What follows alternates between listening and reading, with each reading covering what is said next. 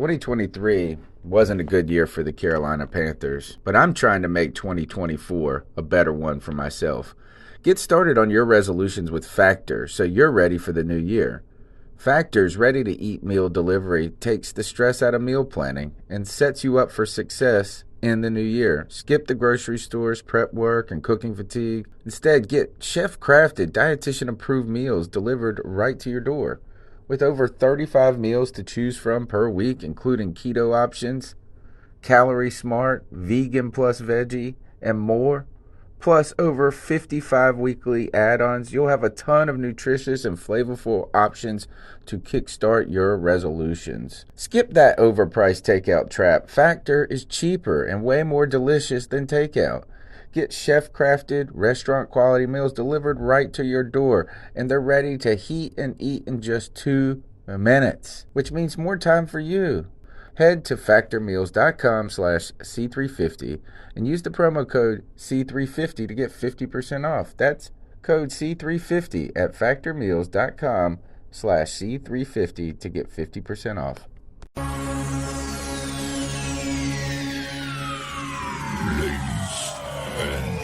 Gentlemen, may I have your attention, please? The show starts in 10, 9, 8, 7, 6, 5, 4, 3, 2, 1. Go. In a world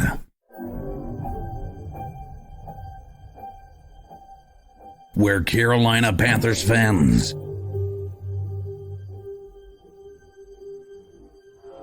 have an insatiable thirst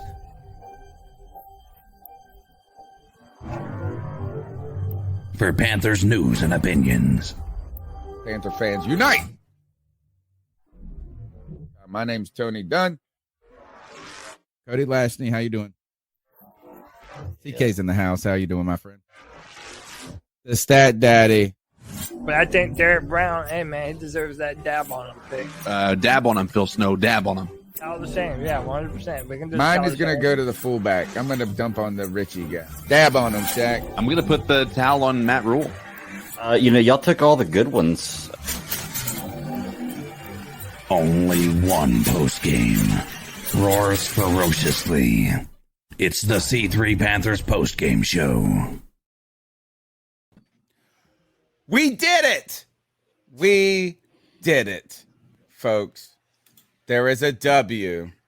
We ate that W up today, folks. Oh my goodness gracious. This feels like a million gazillion years as we have had a post-game show where we have celebrated a W. The Carolina Panthers win 22-14 against the New Orleans Saints.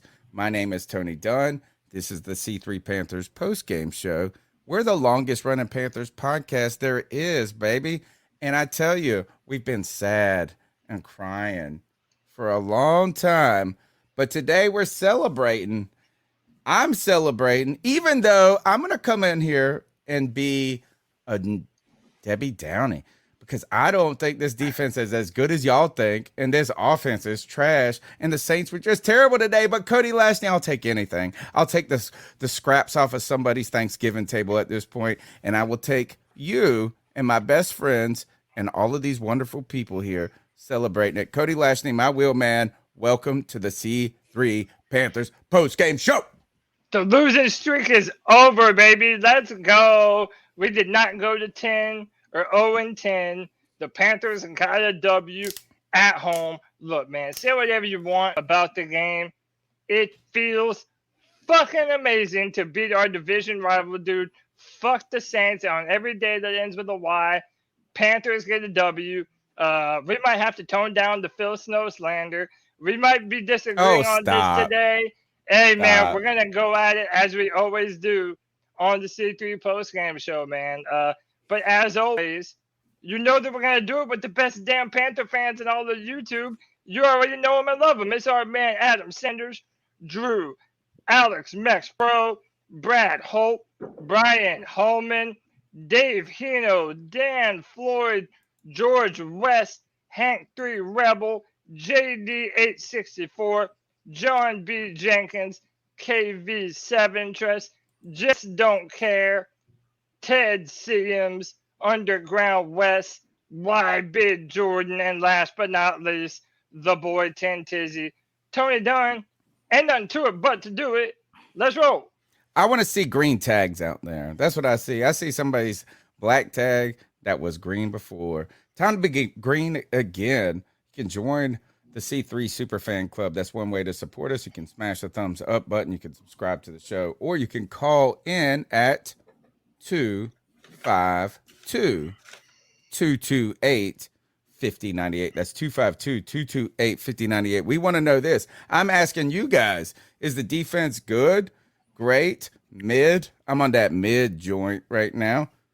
Baker bottom, Baker bum. Oh my goodness, so much to talk about here. And finally, the W. The Stat Daddy is in the house, the Bat Daddy. Welcome to a celebration of celebrations, because it's been a long time since we've cheered anything. Well, maybe not cheered anything, but celebrated. It is, man. It has been a long time, and maybe that's why this feels so weird, because it feels very, very strange. I mean, this was one of the most boring wins I think we've had. We weren't even good, dude. It was a strange way to break the streak, but I'll take it, you know. And we'll get into the defense. I don't think the defense is fantastic. I think the defense played well today. I don't want to take it away from them. I think they played well today. Yeah, we'll get into it. Oh my goodness. My man said that our defense is top 12. Come on now. Y'all crazy as shit. It CK will be in the house. after this. It will be officially after this. I'm Man, telling you that I don't much, Tony. believe that, bro. I think that's a Tony, fair listen. argument. I don't They want run all over us still. They run all over us at will. Question real quick, Tony. How many points did they have in the first half? I mean, 0 maybe? I don't Okay. know. Is that what it 0 was? points against us in the first half. You know how many times they did that in the Drew Brees era?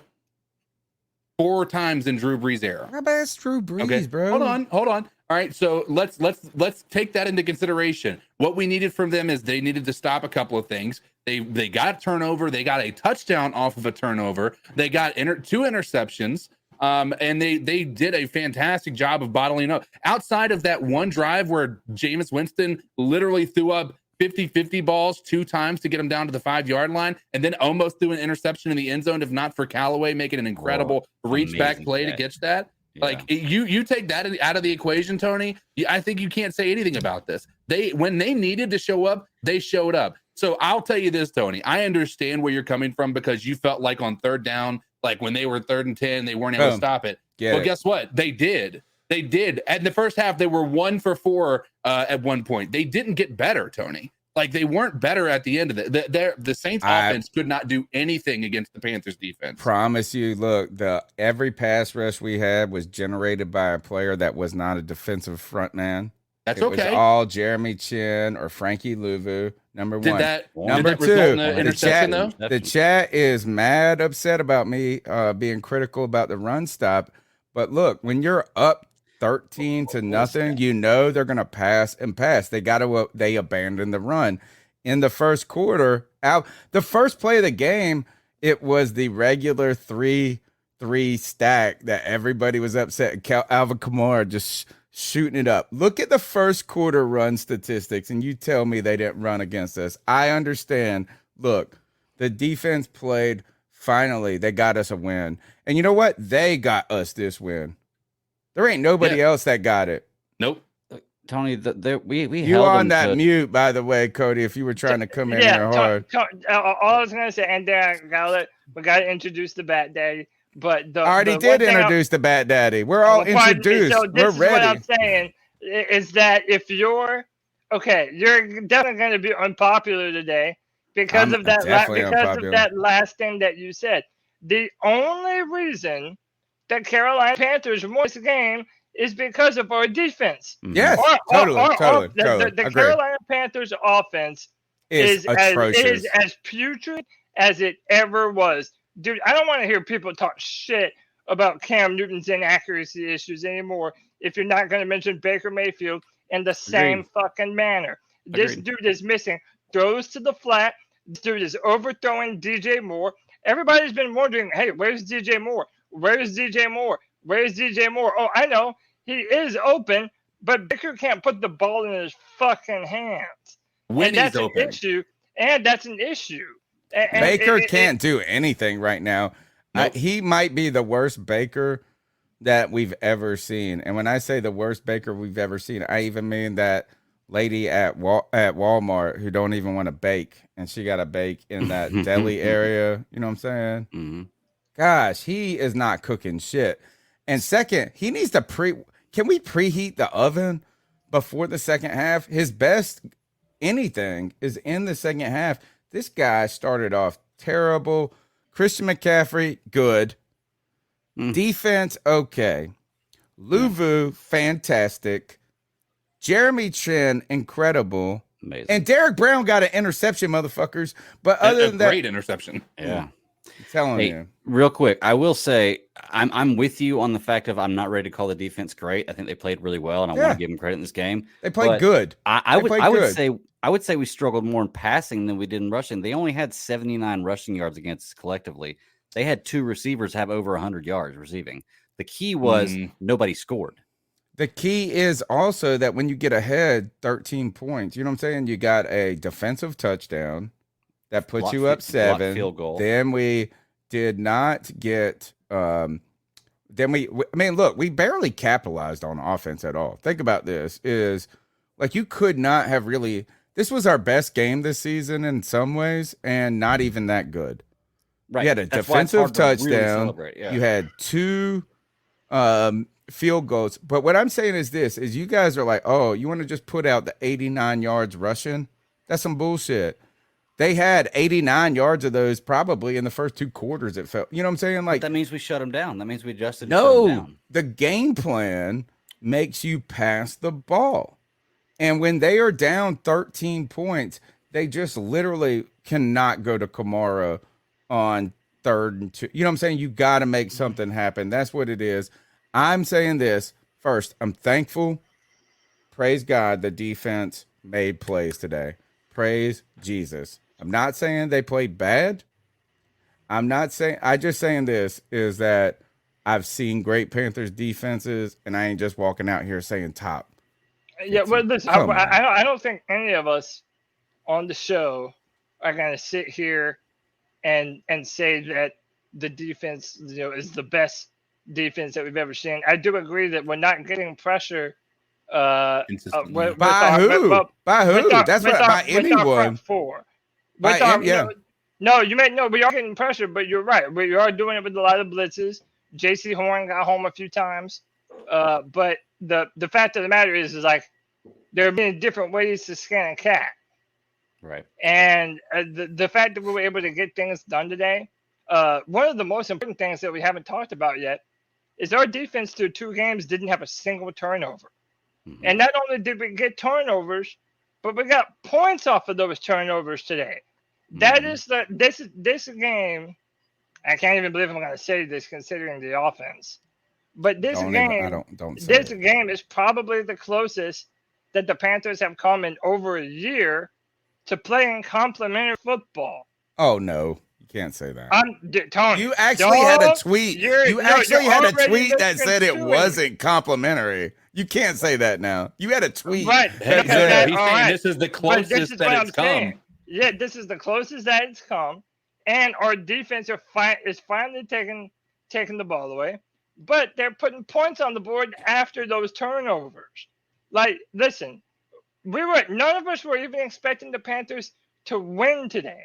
The fact that we even got one, like, we have to start looking at some of the things that we did to make this happen. I don't think that Saints offensive line is as good as it has been in the past. Mm-mm. We know Jameis Winston isn't it. But at the end of the day, the Panthers and the defense, they did what they needed to do to get the W today. Right. Agreed. Really, you say the Panthers and the defense. You might as well just say the Panthers, the defense, the defense. Yeah, like Baker. Look, and this is the Baker bottom on this panel right here. If anybody wants Baker to do well, it's me. And he has been awful. I'm almost starting to wonder if it's a Carolina thing. Well, it's what If you we got to just wonder. like destroy, and like whoever we just sap the energy out of you. We sap the mojo out of you. Well, what it feels like to me is, when our receivers are open, Baker's not getting the ball to them in the he's either underthrowing or overthrowing it. But the other part of this problem is our receivers aren't getting open very often either. Like we're people were saying like DJ Moore is constantly, it's not true. Like when we see him getting the ball, like he's got a receiver or a cornerback or a safety blanketing him. And if that may be a result of, I think this is a massive failure across the board.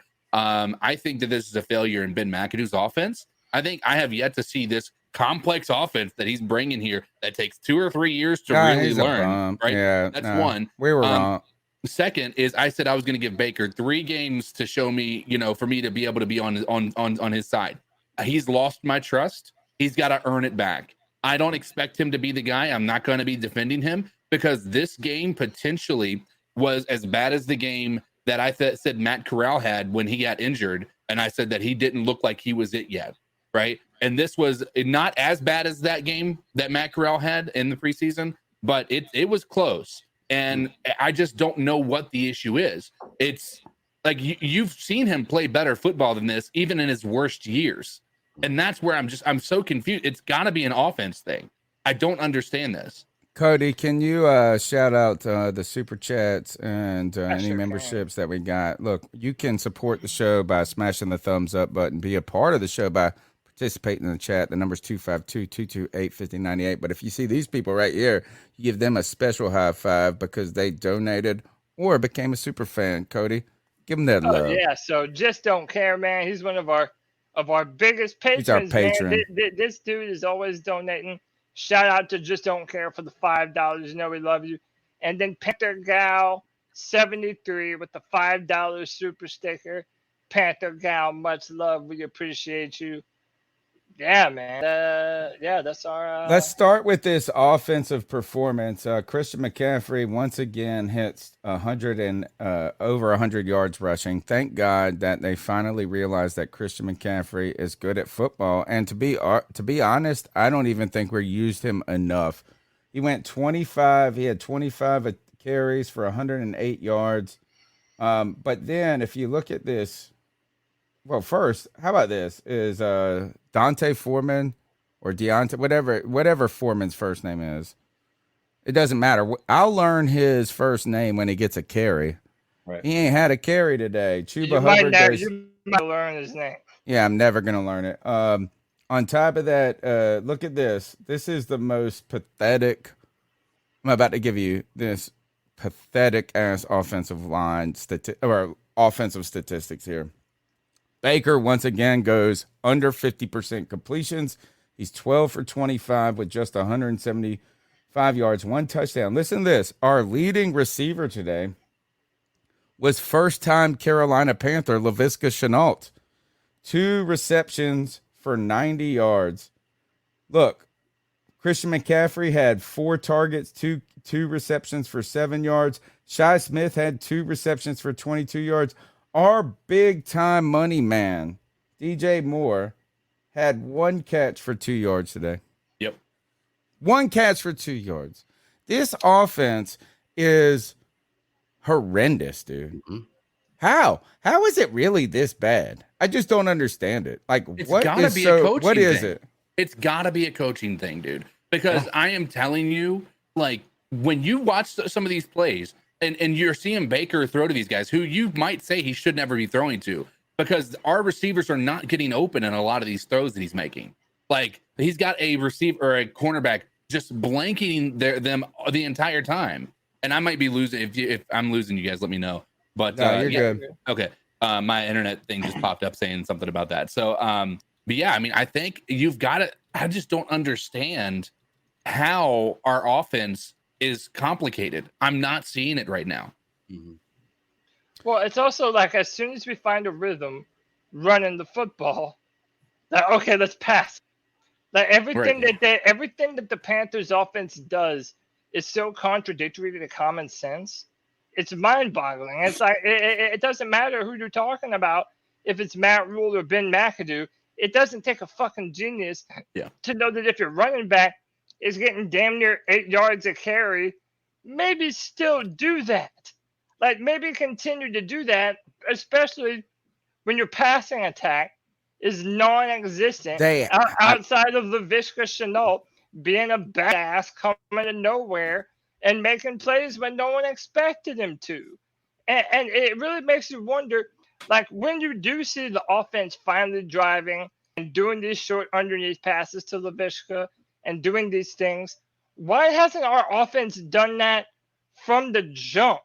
Like doing these short underneath passes, basically everything that Cam Newton was asked to do in 2018, everything that Teddy Bridgewater was asked to do. Like that needs to be the plan. That's the kind of quarterback that Baker Mayfield is. Then you let him take some shots downfield off of play action.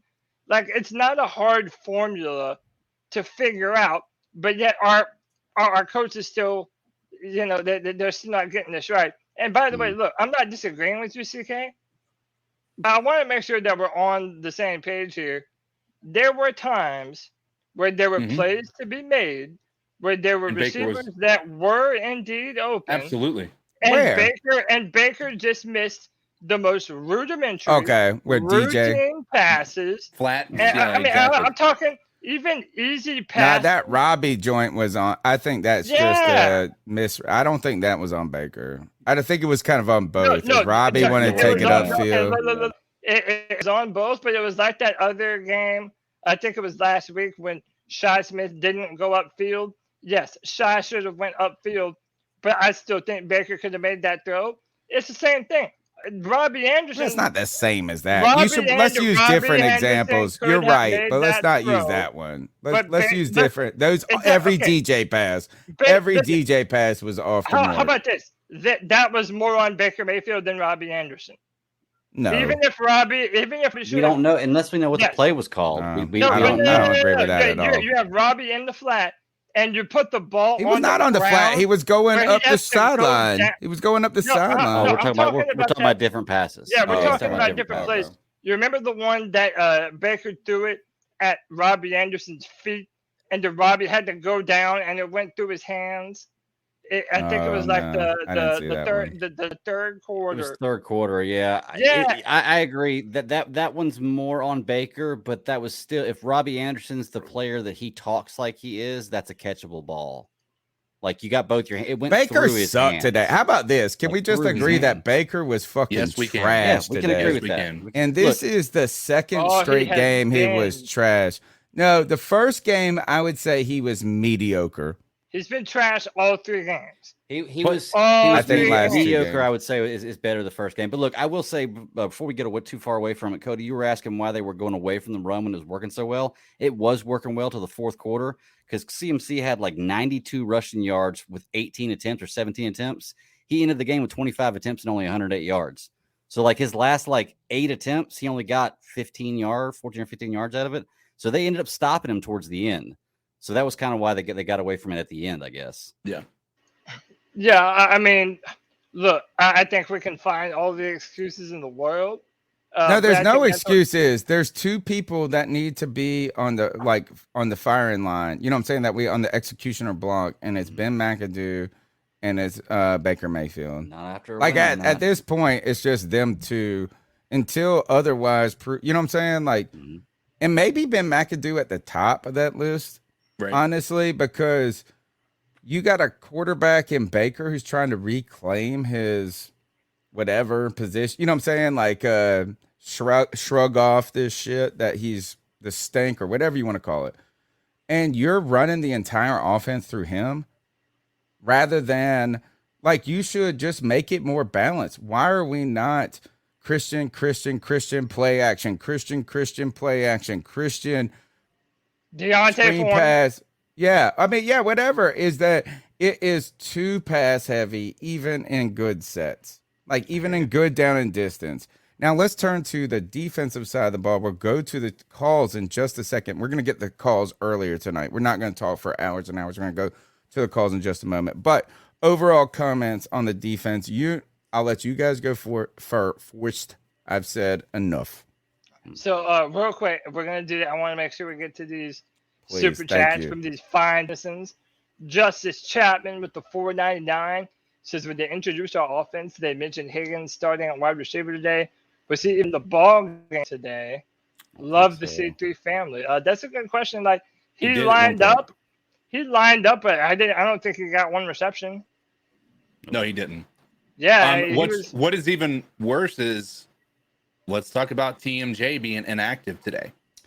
Biggest draft, arguably, and this is a debate my take coming up, Cody, if we ever get our shit together. Yeah. I'm down for one this Wednesday. I think he might be arguably one of the top, I might even say number one, but top 3 draft busts in Carolina history if he doesn't play at all this year. Mm-hmm. Whether it is his fault or not, that's what you guys are going to argue. Oh, he didn't play, so we don't know. But if he doesn't ever play, and he's a second round pick, bust. It'll definitely be in the conversation.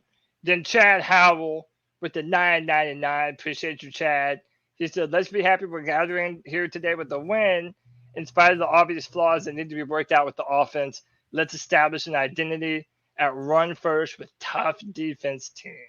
I agree with you, Chad. Like we're trying to be fair and dissecting this performance while also saying, hey, man, the Panthers needed a win more than any team in the NFL. I don't give a damn what any other pundit says. The Panthers needed a W today more than any other team in the NFL. Yeah. And we got one. So you're right, man. We are going to celebrate this. Like, it's a W. It's something to lift our head up as we look forward. I said on Twitter last night, we might be picking in the draft somewhere between 7 and 12. Lies. And people are 1 through 3. Right. And just like you, Tony, people were laughing at me and said, "Oh, Cody, this team sucks." I am laughing. I'm still laughing at you. Tony, let me tell you about you're dead fucking wrong on this. Not only did the Panthers only lose the first 2 games by 5 points, but then when you look at what we did today, our offense was shitting the bed all day, and our defense was good enough to pull out a W. Our Carolina Panthers are going to win games this year that they're not supposed to. I'm telling you that's true. Well, how about, can we win a game we're supposed to, motherfucker? Dude, how about that? Can we win a game we're supposed to? The Browns, the Giants. Why we got to win games we're not supposed to? I'm ready to win a game we're supposed to. But that's what I'm saying. We're going to lose games that we're supposed to win, and we're going to win games that we're supposed to lose. That's just the nature of being a Panthers fan, man. So Get out of here. So look, I don't necessarily think this team is as bad as a lot of other people think that it does. I do think that we have talent. We just have to find the best way for us to win. And I think today, for as bad as the offense was, we did see how this offense can be successful. Running the football and taking your opportunities with those play action passes, which I want to see more of, and get Laviska Shenault into the game plan even more. Because I think this guy is very dynamic with the ball in his hand. He's big, he's powerful, he's tough. I like what Laviska Shenault brings to the offense. Mm-hmm. All right, let's go to the defense real quick. The Panthers defense holds this team to 14 points, ultimately shut them down till the fourth quarter in so many ways.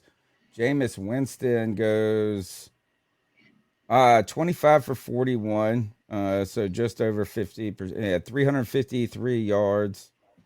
Michael damn Thomas ruined my prize picks. I knew in the back of my head that we have been talking about it the whole time. I should have gone under on that. If he hadn't gotten injured, though, he was going to beat that. That was just him getting injured. I didn't even see that. Out like early in the third quarter. Oh, Yeah. I went under, but I had Christian McCaffrey at over a touchdown, Yeah, And I you had got him on Baker, touchdown. and I had Baker Mayfield at over an interception, and I didn't I was have an all either. over my prize picks today. I had Jameis I mean, over 215. I had Christian McCaffrey over or more. And this is free advertisement. This is how much we like prize picks. They don't even pay us to advertise on the post game. We're talking about it. More on the 55.5. Who else did I have? Oh, I had that Nick Chubb touchdown, got that. And it was Jarvis Landry or Michael Thomas, excuse me, that got me. On the defense today, the Carolina Panthers. Let's see. Let's see what the 1 sack, I think. Is that it? 1 sack, and 1 fumble, 2 interceptions. How about this? The Saints were 5 for 13 on third down compared to our 4 for 14. So they were better on third down than we were. What did our defense do well? They scored. Scored 3 turnovers, more pressures than they got. Yeah. Okay. They locked down in the red zone. Like there was they didn't let them score. Can we just realize that actually did Derek Brown make anybody happy today for the 1 or 2 people in the world that have not shit on him? Told you guys he had a great game last week. I've been telling you he has not been bad. He was good today, but Frankie Louvu, incredible. And guess who was my biggest disappointment? Not disappointment. I want J.C. Horn to be better. He played well today. Dude, what do you mean? Not about him he being played bad. well today.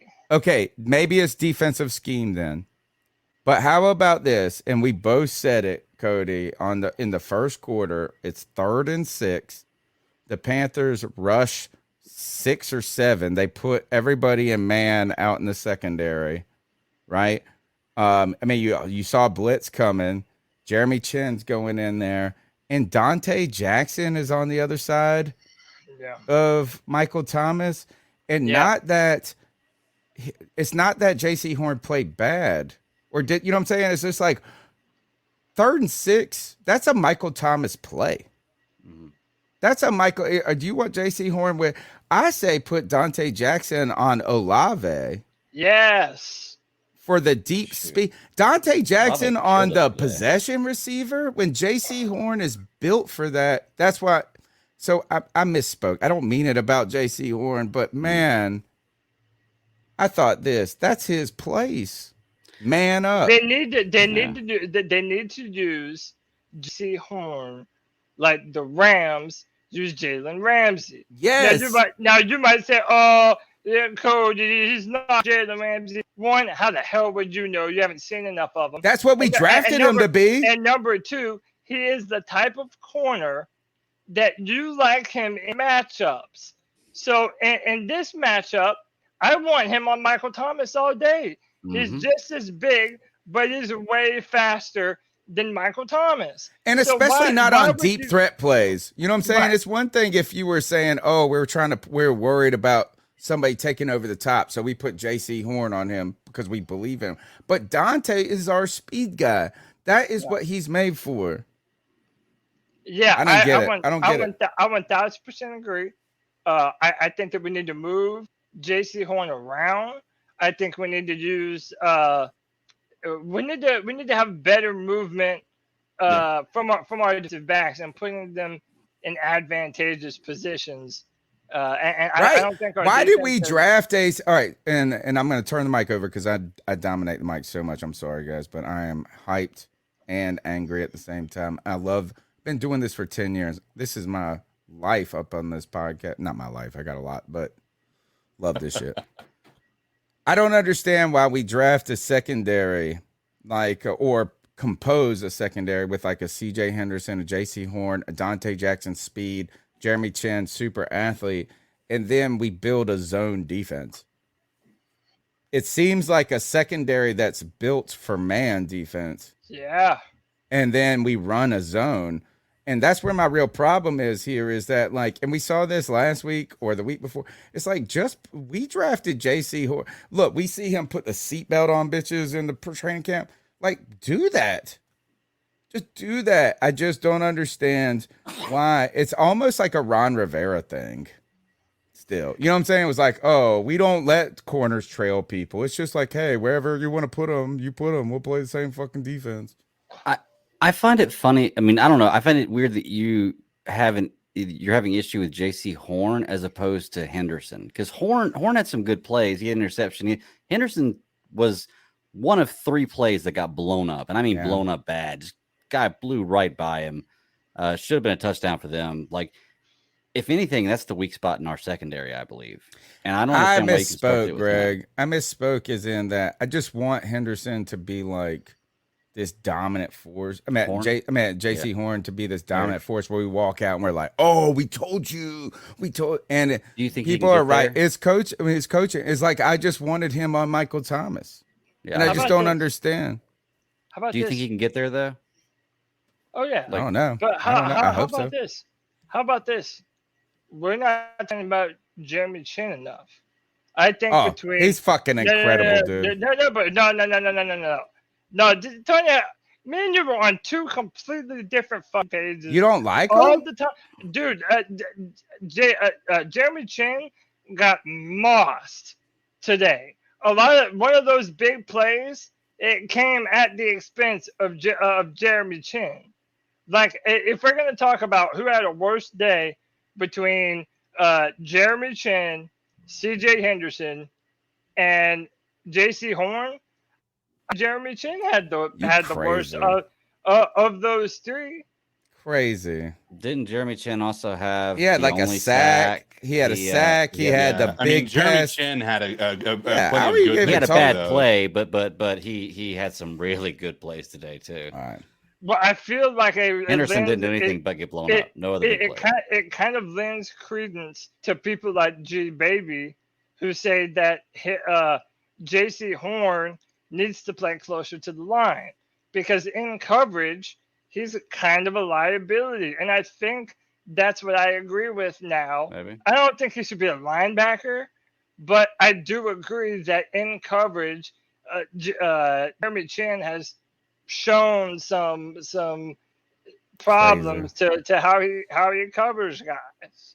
Crazy. You know what's crazy is the freaks in the chat. Let's set up that subscriber shame and then go straight into the calls after that. Cody, you set it up so beautifully, and you a freak yourself by saying Jeremy Chin. Get out of here. Calls it like I sees it, bro. Set up the shame. Oh, I didn't mean with the video. I meant with your sultry freak voice. But Yeah. Oh, you think I don't know? Hey, man. You think I don't know? Hey, dude. I know that all these people that come in here, they want to talk about Carolina Panthers on the surface. Oh, but down underneath, buried beneath all that goo and that human emotion, they just want to be shamed. And boy, oh boy, do we have just the guy to do it. Talk to him, Big Papa. Ladies and gentlemen, you have joined us for the first time this season where we were able to celebrate a win as a Carolina Panthers fan base. There's been ups, there's been a lot of downs. There were a lot of downs in today's game, but you still come here to celebrate with the one and only C3 Panthers Podcast and the family in the chat. There's 278 of you legends in the chat right now. I need every one of you to take a moment and hit that thumbs up button. Hit the like. It's a free thing to do to help the podcast succeed. So here's my one and only subscriber shame.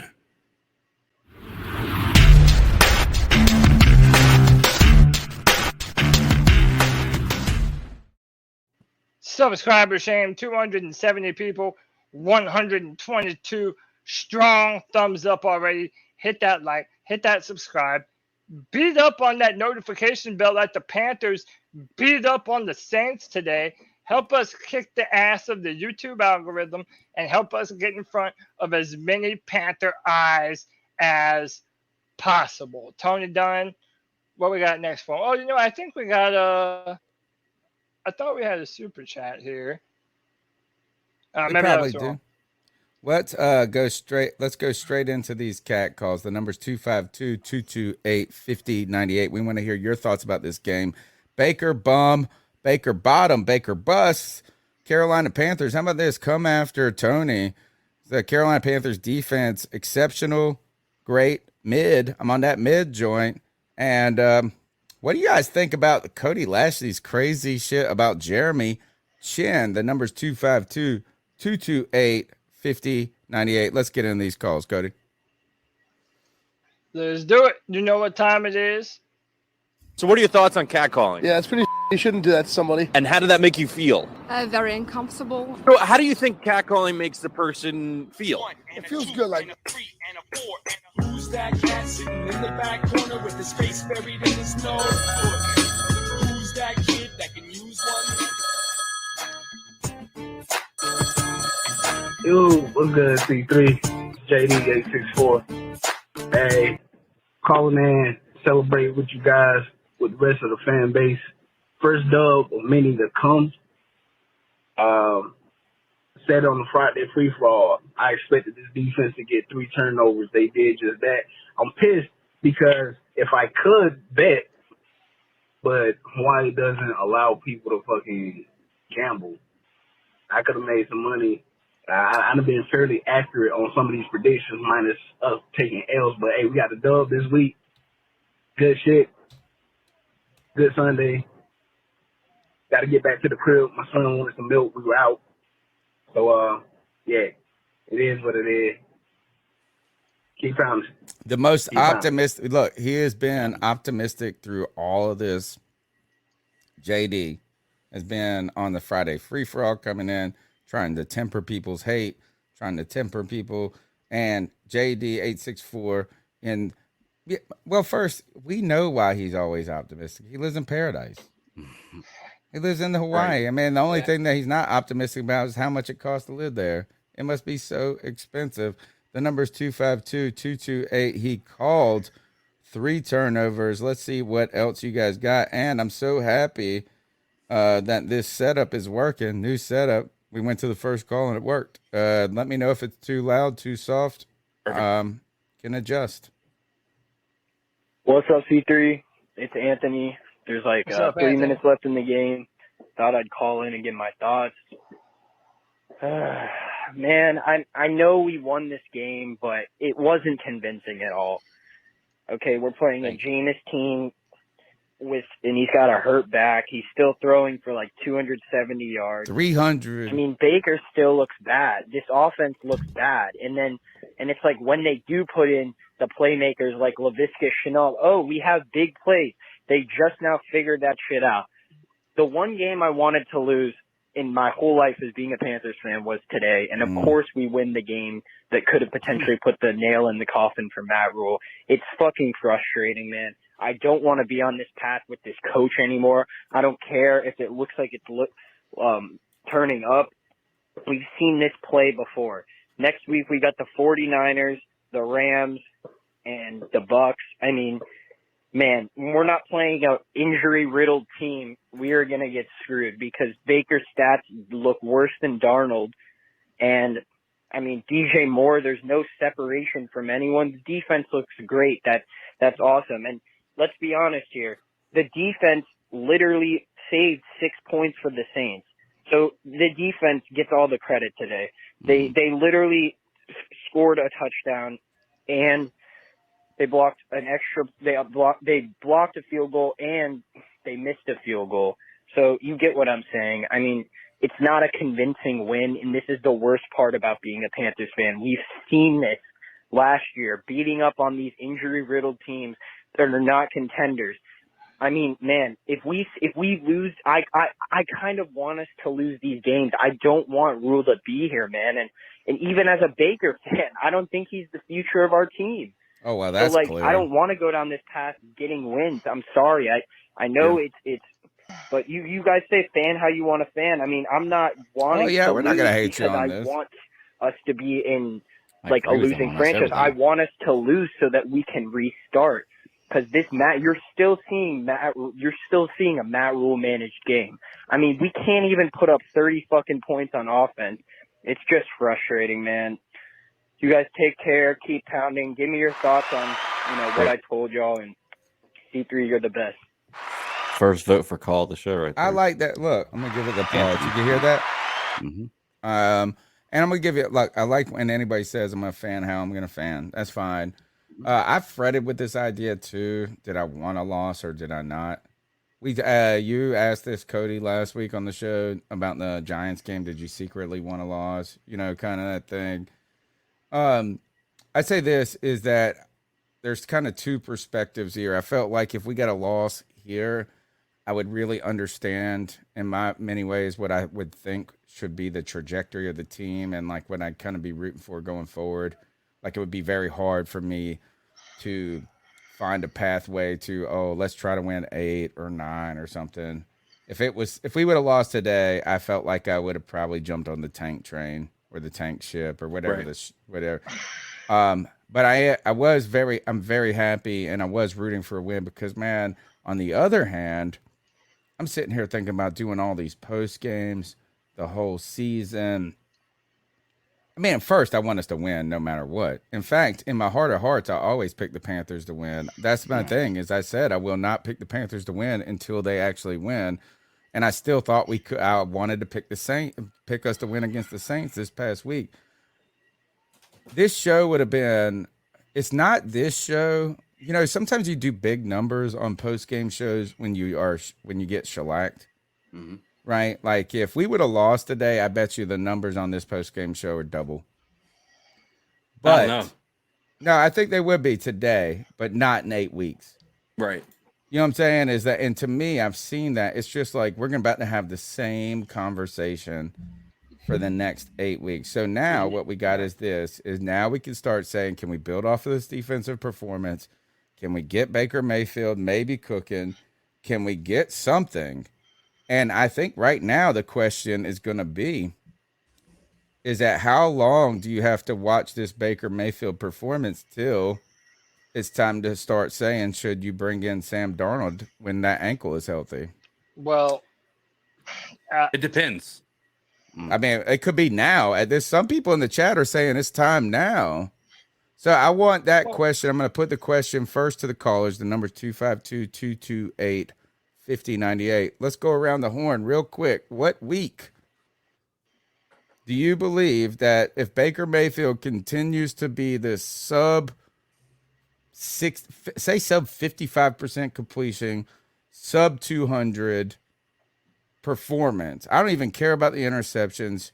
Are you interested in shifting to Sam Darnold? Here's the question. Are we losing these games, Tony? Yes, we lost 2 of them. Okay. In the future, so, really saying. Like looking forward. I thought the answer was going to be week 4, but okay. So here's my reason for asking that question. If we're losing, let's say we lost 4 in a row right now.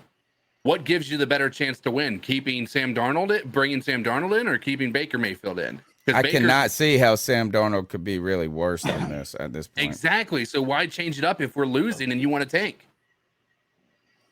Oh, I don't want to tank. We already won. Now we can't tank now. Now we gotta win. You understand what I'm saying? Like, right? Yeah. My point of my question, Tony, is you're saying at what point do we say maybe we bring Sam Darnold in? And I'm saying, are we talking about because we're losing? Or are you saying we're winning these games, but Baker Mayfield still? How about this? 50%? Is maybe let me rephrase. Should we start Sam Darnold next week? No. So I'm going to jump in on this. Okay. I don't believe that Sam Darnold is the answer. So it's not that I think that the Panthers are necessarily a much better team with Sam Darnold.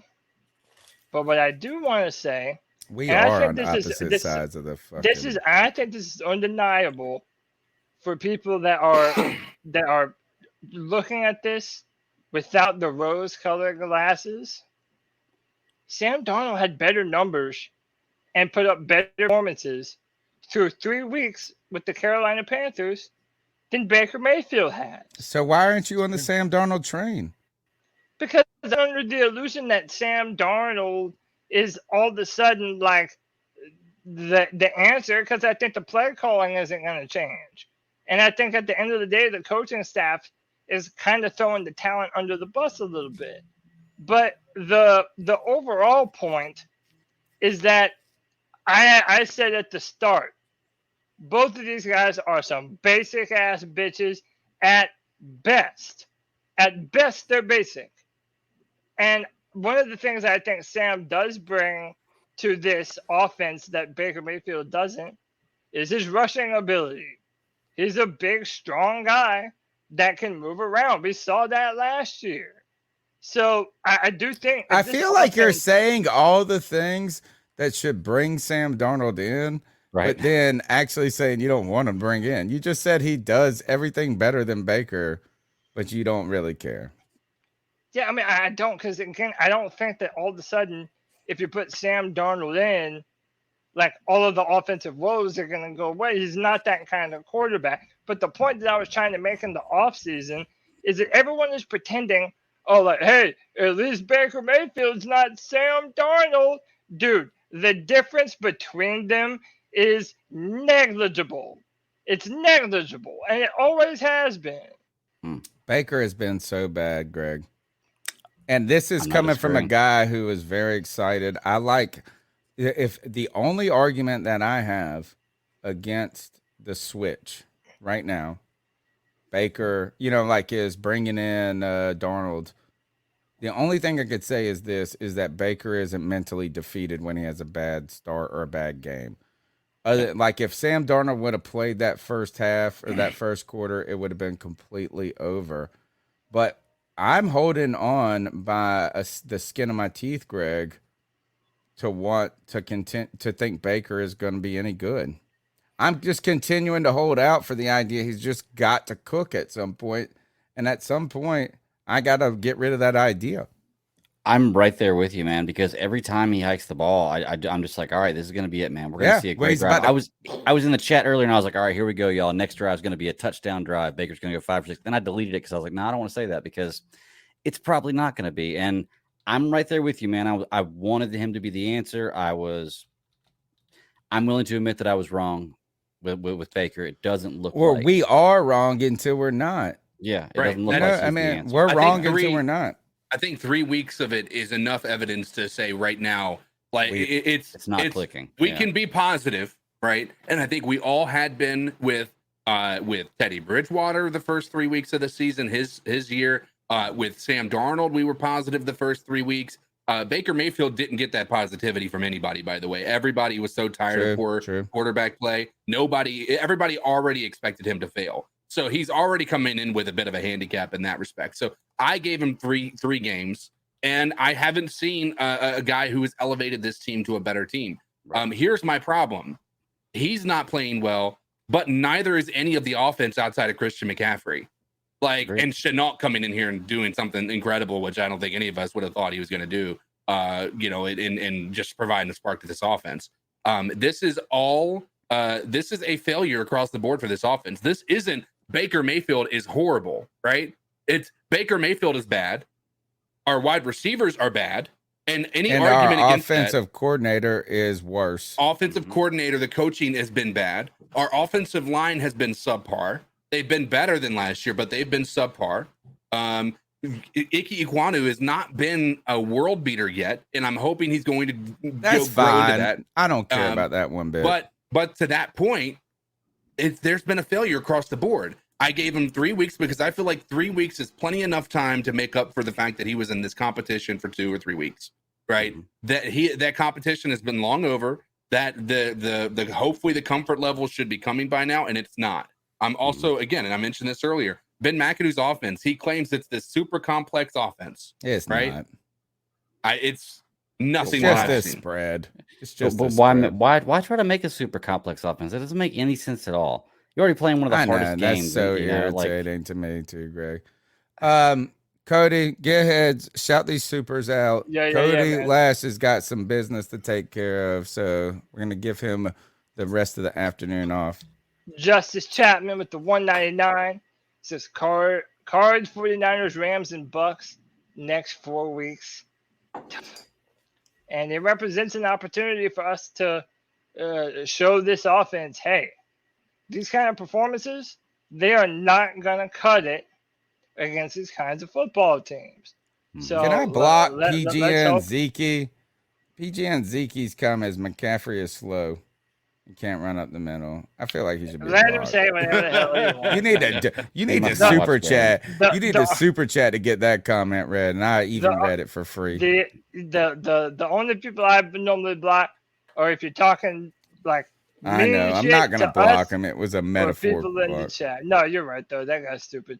And then Maxwell, Irvin, 499 says McCaffrey up the middle, like it's the only play that exists. That's how you win, man. Yeah, I know. It's like I said before. Everything the Panthers offense does is so contradictory to comical, man. like you thought It just that you doesn't would play to bring your in- strengths. I think Yeah, Greg's but- right. Is you don't got to make shit overcomplicated. You got Christian McCaffrey, and you've got DJ Moore. And you got Robbie down the end. Like just do what you're supposed to do. Simple football wins games. If executed properly. Yeah, And but- you know what? Is that if you execute the plays that like if you're better than the other team, they even know what you're doing, you still do it. Mhm. They know you're going to run Christian McCaffrey. So anyway, sorry. But no, hey boys, I'm gonna bounce out of here. Your He's boy's got some feeling- business to take care of. Well, yeah, but also your boy, I'll say it, your boy's feeling a little bit under the weather. But I had to come on here and look. I mean, this is the first post-game show that we got a W on in forever, man. There's no way I wasn't gonna come on here. It's incredible. Bring some energy. Tell the C3 fam I love them. I appreciate every single one of you guys in the chat room, man. And hey, after I leave, y'all make CK put your comments up on screen because y'all deserve it, and they need to work over. I got it. Nah, you're good. I All got right, it. hey, Now I'm taking over everything, bro. Just like our defense was. Thank you very much. Let's go to the Yeah, calls. The number's all right, peace 252. and love, y'all. Yeah, man. Super chat. You know what? We need y'all's support. Join the C3 super fans because Cody's gone. We're gonna need your help. We need some super fans here. And you can call in at 252-228-5098. Let's go to the next call. Yeah, Baker sucks, and that's it. He sucks. He can't. He's throwing high. He's fucking throwing higher worse than fucking Cam, dude. He fucking sucks. He sucks. He was really bad And today. that's it. He sucks. He was really bad today, guys, and he's been really bad. Mm-hmm. I mean, that's at the end of the point. Is like he has not been. Every week we have come on here, and we've just said he hasn't been good. Yep. And that's 3. And and I don't want to tell you that he can't be good, but at some point he's just got to make a pass. The number's 252-228-5098. Next call. Panther brothers, how y'all doing? G Cavassier. Woo! We finally got a win, man. Yo, shout out to all phases of the football team, man. No. Lord, special teams with the block kick, defense, offense. The only thing that pissed me off is they let that rookie get 100 receiving yards. That was some damn bullshit. But besides that, man, hey, man, we played a fucking good game. The offensive line was holding up, man. We could barely get back there, man. But we got a sack, and we got 2 interceptions. Derek Brown with a damn interception, man. Put that motherfucker in and put him in as tight end. Oh my God. I'm just glad we won, baby. I'm just glad as hell. Hey, y'all, give me y'all thoughts on this. Keep motherfucking pounding, baby. Keep pounding, man. If it sounds good or feels good to hear him happy. I know. It's nice to hear somebody happy. You know what I'm saying? 100%. Derek Brown look, it's hard. I know when you're a number 1 draft pick that you want them to jump up, so like be on the stat sheet each and every week. Mm. I think he's been unfortunately targeted by, not because people are wrong in saying he could have been better, but like when you lose over and over and you're in the bad parts of your life, you will just shit on anything and everything you can. Mm. So he's kind of just been in the line of fire. He's been taking strays. He's been taking direct hits. But Derek Brown played his ass off last week. If you go back and look at the tape last week, like he was, I won't say incredible, but he was playing better than anybody else on that front in many ways, or at least doing what he was supposed to. And you see that today, you know, he catches that interception and you go, all of a sudden, Derek Brown. I want to ask you guys this, and I want the callers. Is Terrace Marshall Jr. going to turn out to be the biggest draft bust in Panthers history? I want to point this out. And when I ask that, I understand if you don't give him the chance, then he doesn't, then we don't know by his own play. But at the same time, if he doesn't ever play and then he gets cut, look, Coney Ely was a second-round pick by the Carolina Panthers, and he almost won defensive MVP. He almost won MVP of the Super Bowl if we would have won. Nope. At least he had a game. And yes, it might be on the coaching staff, but good God, a second-round pick that has played, what, 3 games? 4? I mean, that's incredible. We are getting to the point where we're really starting to wonder about Terrace Marshall Jr. The number's 252-228-5098. Let's go to the next call. What a game. What a game. This is DJ and Raleigh. Baker was bad today. He was bad. But the defense terrible up big time. Frankie Luvu was a madman. JC, Derek Brown, all of them guys. Love the defensive effort. We still got to get this offense on track. But we needed that win. Badly. I still want Matt Rule fired. He needs to go, but we needed that win. As always, keep pounding. Did this change your guys' position about Matt Rule today? No. At all? No. Not at all.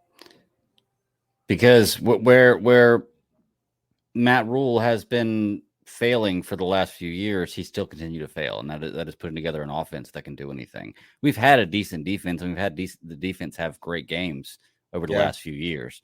So, I mean, I was surprised that we did that against New Orleans. I guess, I don't know. I thought maybe New Orleans maybe I rated them better than most people did. I look at them as a decent team because I've heard a lot of people talk about them possibly. Well, their winning the division or defense being a is playoff clearly team, you know? good. I mean, or actually not clearly good. I wouldn't even say their defense is good. I just felt like we were terrible on offense, but that has been their strength as a defense. Yeah, and it seems like I didn't see that out of them today. Right. You know, but I don't know. You know, I think today the only thing that changed my opinion about Matt Rule is when he should be fired. You know, not this week. Right. This buys him a little more time. Yeah. I mean, I'm not I mean, I won't say I'm not rooting against him. I just need this team just has not had it. They just haven't had it, and I think this is KG73s. My boy Kevin said this is that CMC 2 catches for 7 yards. Yep. Last year, everybody's telling us we should turn him, or the last 2 years we should turn him into a slot receiver. Now we can't even get him the damn ball. Let's go to the next call. What's good, C3 family? This is Slim Jim calling from the West Coast, the best coast. Yo, just calling after the game, man. I just wanted to ask you a quick question. So, first of all, very happy with the win. I'll take that. Must-win game, Matt Rule. Did enough to save his job, and I saw a stat that he was 9-0 when he kept teams under 16 points, and that's kind of funny how that just happened today. Right. But anyways, I'll take that win. I ain't gonna be mad about the win. I'll take that.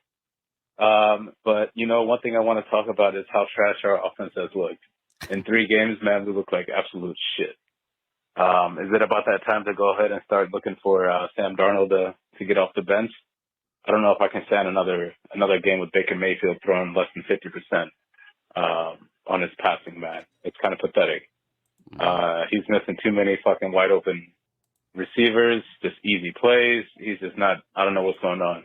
But that boy Baker looks scared to sell out there, man. But I think it might be time for Sam Darnold if you ask me, man. But you know, right now I'm optimistic about our defense. They look improved the past couple of weeks. So I can't even hate on that. I think Phil Snow has done his part on answering what they need to be doing. But offense has to get it going, fellas. Let me know what y'all think, man. I think our defense looks promising. Offense needs to do something. It's a time for Sam Darnold. Let me know. I like the call. Again, we need to get Christian McCaffrey involved more. And the question at this point is it Baker Mayfield or coaching or both? Look, we are asking is that Sam Darnold is on IR through week 4. Yep. So he can't come back next week.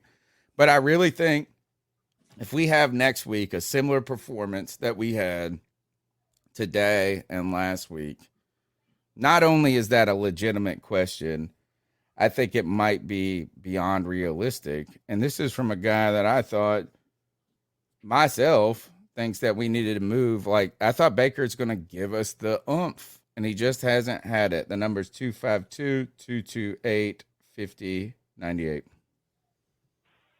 Hey guys, Kyle from VA. Man, it feels good to finally win a game, but looking at our offense does not give me hopes for much of anything else this year. Like our defensive line and linebackers played way better today, but it's our DB. I don't know. It's still kind of Swiss cheese back there. And CJ Henderson, man, he just ain't it on the deep ball coverage. He's not it. I think it's time we just come to that realization and figure something out. Laviska Shenault looks like he's going to be what Curtis Samuel was supposed to be. He's dynamic. I love the dude. He just gets up and he's talking shit to the Saints player. He's already a favorite in my book just for that. Like, he could have done nothing. Just shit talking to the Saints would have got him there. Mm-hmm. Baker looks like shit, dude. That's like one of the worst quarterback performances I've ever watched in my life. Like, if we weren't running the ball, like, Baker was throwing nothing. Like, he was hitting nothing at all, dude. That's kind of scary, actually, as bad as he looked. That was terrible. Concerning. And then, 67-yard pass where he really only threw it fucking 3 yards across. I'm not taking it from him, but without that play, Baker looks it's even worse. Right. Jameis was out here, broke back, fucked up ankle, and still almost threw for 400 yards. Like, and Baker can barely. I don't even think he hit 200 actually. That's just ridiculous, man. He's so inaccurate today. I'm not gonna say today, but today was horrible. Yeah, it was a bit of a mixed bag on the one of the things I remember last year is We're glad we won a game. Like, kind of wanted. He came back. He fell asleep for a second. Maybe Matt will get fired, but apparently, sorry, he getting cut off for that. He went to sleep. He took a nap for a second. So my thought here is I remember last year one of our biggest complaints was when we would be good on the offense, our defense shit the bed, right? And they could never put together a game as a unit. Like, we would never have a good game as a defense and a good game as an offense. We either won the game because our offense was doing well that game and our defense shit the bed, or our defense shit the bed and our offense did good. There was never a complete win, except for maybe one time, and that might have been the Cardinals game. I can't remember. But sorry. Yeah, but I mean that's I think that's across the board. I think we've seen this has been a consistent thing under the Matt Rule era, where we will not have complimentary football. Like, it's just not something we've seen. I just don't understand. I'm just not seeing why we are so bad. How about not that? even just that. I know why we're so bad. It's because our coaching has been horrendous as of late. And we continue to make these choices. The reason I don't want to go back to Sam Darnold is you're just asking for all of these growing pains again and again, right? This is like, if there is any progress to be made, right? These two guys, no one is better than the other, right? Sam Darnold at this point in time, there's not an argument that you can say that makes me think Sam Darnold is better than Baker Mayfield. But right now, Baker Mayfield doesn't have an argument that says the opposite either, right? So they're equally as bad, in my opinion, based on what I've seen for the first three games from Baker. And so right now, we just need to move forward, continue down the path. If we're bad, then we're bad, and we're going to lose games, and we're going to have higher draft picks, and we're going to have an opportunity for a guy to come in here and do something better next year. The good news, guys, if there's any good news to be had here, we're not obligated to a quarterback for $18 million next year. It's true. First time in a long time. Long time. Yeah, long We time. we got no obligation. You know what's funny? A pattern I see through a line I see through all these calls and the everybody on the panel tonight is this is the first show where almost everybody's basically agreeing with everything. We're all in agreement that we won the game and we're happy. We don't feel like we should have won the game. Baker's not the guy. Defense, like everybody feels the same. It's crazy. Everybody's on the same page, and I haven't seen that in a long time with calls and everybody on the panel. It's weird. Yeah, usually we're fighting and fight. Well, no, well, I've been the outcast, and there were a few things calling out on the defense. But all in all, you know, I want to give a big shout out to Avery Stewart for the $1.99 super chat. You can support the show monetarily like that. You can find a way to donate in the scroll bar with Cash App and stuff like that. But the way you really can be a part of the show is calling in at 252-228-5098. That's 252-228-5098. And being a participant in the chat, letting us know what you think about this team. Does Baker got to go? Is it time? Was this the Phil Snow show today? How good is this defense? Are you just happy that you got a win? What would our numbers be like? What would this show have looked like if we would have lost is another question I'm very curious about. I'm very interested in when is it time to move on from Baker? And the one thing I don't like when we get into these conversations about Baker, and you said this, Greg, is like, we know he's not the guy. That's a Cody Lashley type line. Well, he's not a franchise quarterback. I just want to know if he's the guy for next week at this point. Right. You know, not if he's the guy for an extension. Is he the guy that can help us get a win? And right now, he is not. The only thing he hasn't done has been a turnover machine. Let's go to the next call. Tell me if this is the last call, because I'm doing a new setup and it's hard to keep up with him. Well, it's not hard, but I'm I got drunk. Rich. Nope, this is new. God for that. I'm kind of past the fire room thing. I mean, we all know he's great. But it's lovely to win. To beat the Saints. Does anyone know anything more than we have, James? No, some good things. Obviously, Chanel, that's a big old boy, isn't he? That could be really interesting going forward. I'm a bit underwhelmed by Robbie so far this year. And I don't know what's going on with DJ Moore. I wonder, Cody, you might pick up on this, whether DJ Moore's lack of crisp route running, it was something that we used to pick up on 2 or 3 years ago, when there was the debate over him versus Curtis Samuel as our number one. Or even Calvin Ridley coming out of college. He rolls. And I wonder whether that causes a problem for Baker because he doesn't put his foot in the ground and turn. I don't know. I'm just wondering because obviously, and I've got him in my fantasy team, so what's going on with D? Me too. Look, thanks, Rich from Kingston. How about this? Is Rich from Kingston's from across the pond, folks. That mug not only called in, but he paid to call in. Not paid us, but paid international fees to call. Remember, if you're international, folks, first, you can call in like Rich did, or you can email at carolinacatchronicles@gmail.com. And if you message me in the chat, like while we're on, I will check the Gmail and play it, and you don't have to pay the international call fee. Guys, DJ Moore, just because I responded to a text, your thoughts on Gmail? Well, here, you know what? Nope. I got the calls back up. Let's go to the next one. Well, okay. Hey, what's going on, guys? Want to say I love the show. Keep doing what y'all doing. First off, the defense, they were average. I think the reason why they look so much greater is because we were doing things that we haven't been doing the last 2 games and last year, which was getting takeaways and getting some significant pressure, even though we weren't getting home on Winston like we should have. As far as Baker, he didn't seem comfortable. I don't know if it's the Saints defense. I have no clue what to say with Baker. Never been a Baker fan, but going forward, he will have to do better. And oh my God, thank God of the heavens for LaVisca Chenault. I don't know why we didn't play him the last 2 games. Maybe he had to understand the playbook. No. But hey, shout out to Chenault. Chenault doing the thing today on Sunday. Number 15 is my number. And ugly, pretty, not dominant.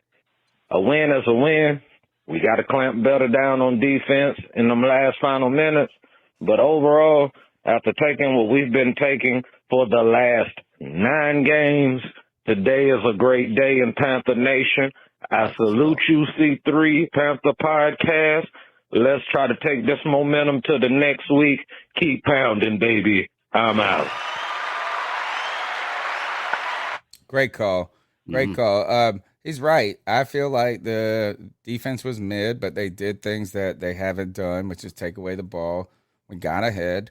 The real question to me is LaVisca Chenault. Is you go and trade for this guy and then you don't make him? It felt like they had a vision for him. Right? Like if you go and make that trade and it's aggressively and like when we just showed up here playing, you know what I'm saying? And then you don't play him. The inactives, the actives have been curious to me. And I want the chat to help me on this.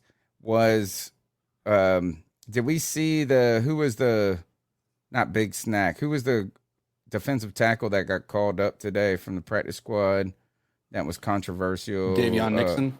Davion Nixon. Did he play and did he do anything? Yeah, he got a tackle for a loss. Good for him.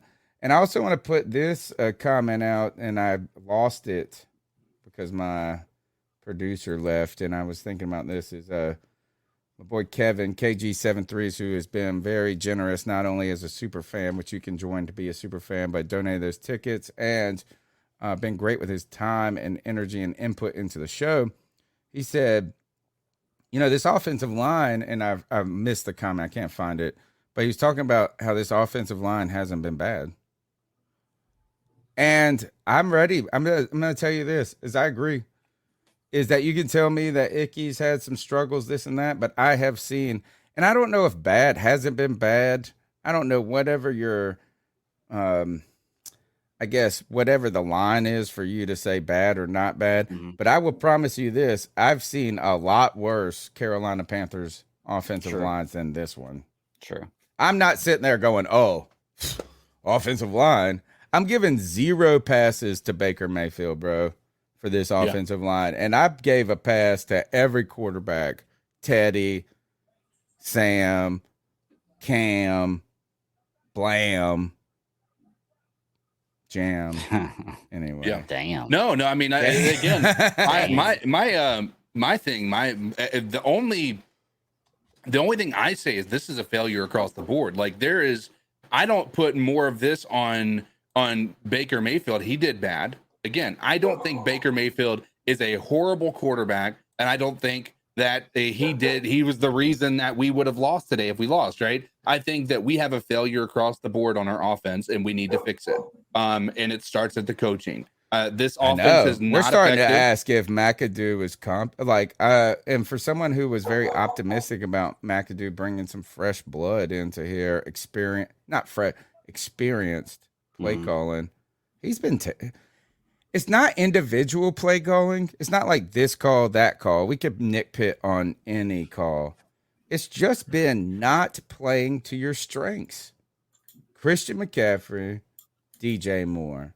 Right. That should be the fucking offense. Agreed. Yeah. Next call. Hey, what's going on, guys? Want to say I love the show. All right, next call. Oh. Hey guys, how's it going? Appreciate y'all for doing this as always.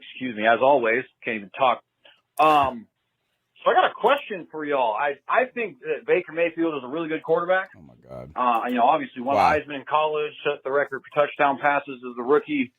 A couple other good things he's done, but he does not look it so far this year. Even in this win, he managed to complete less than 50% of his passes. So my question for you guys is, Am I wrong? Is Baker just not a good quarterback, or is this something that's going on with Matt Rule? How are we gonna see this kid become what I think he can be, instead of what appears to be, something that's kind of holding us back, if I'm being honest with you, which I hate to say because I am a big fan of his. But nonetheless, interested in hearing your guys' thoughts. What could be done to improve Baker Mayfield as our starting quarterback? Let me just think. This call coincides. This call coincides with this Panther Gal 73's message. We need school, Tony. Why is Baker so bad? And I think the caller brings up some points. Is like he is a good quarterback. He's an accomplished quarterback. He's won a Heisman. He's fought. He's done all of these different things. But what I don't think we've done is put him in an advantageous position. What we have done is we brought in a guy outside of controversy, right? Like from a controversial position where he was the Browns and him. You had this fan base that's going to do what any quarterback who doesn't win all the time is going to do. They're going to say, oh, it's him. We got a great roster. Then you had the organization shed him. And then they went on to Deshaun Watson. So he's just this cloud of controversy surrounding Baker Mayfield to where no one would trade for him. And the Panthers at the last moment trade for him. Or at least in the 11th hour, it feels like. But what I feel like we're doing to him is saying, come be our savior.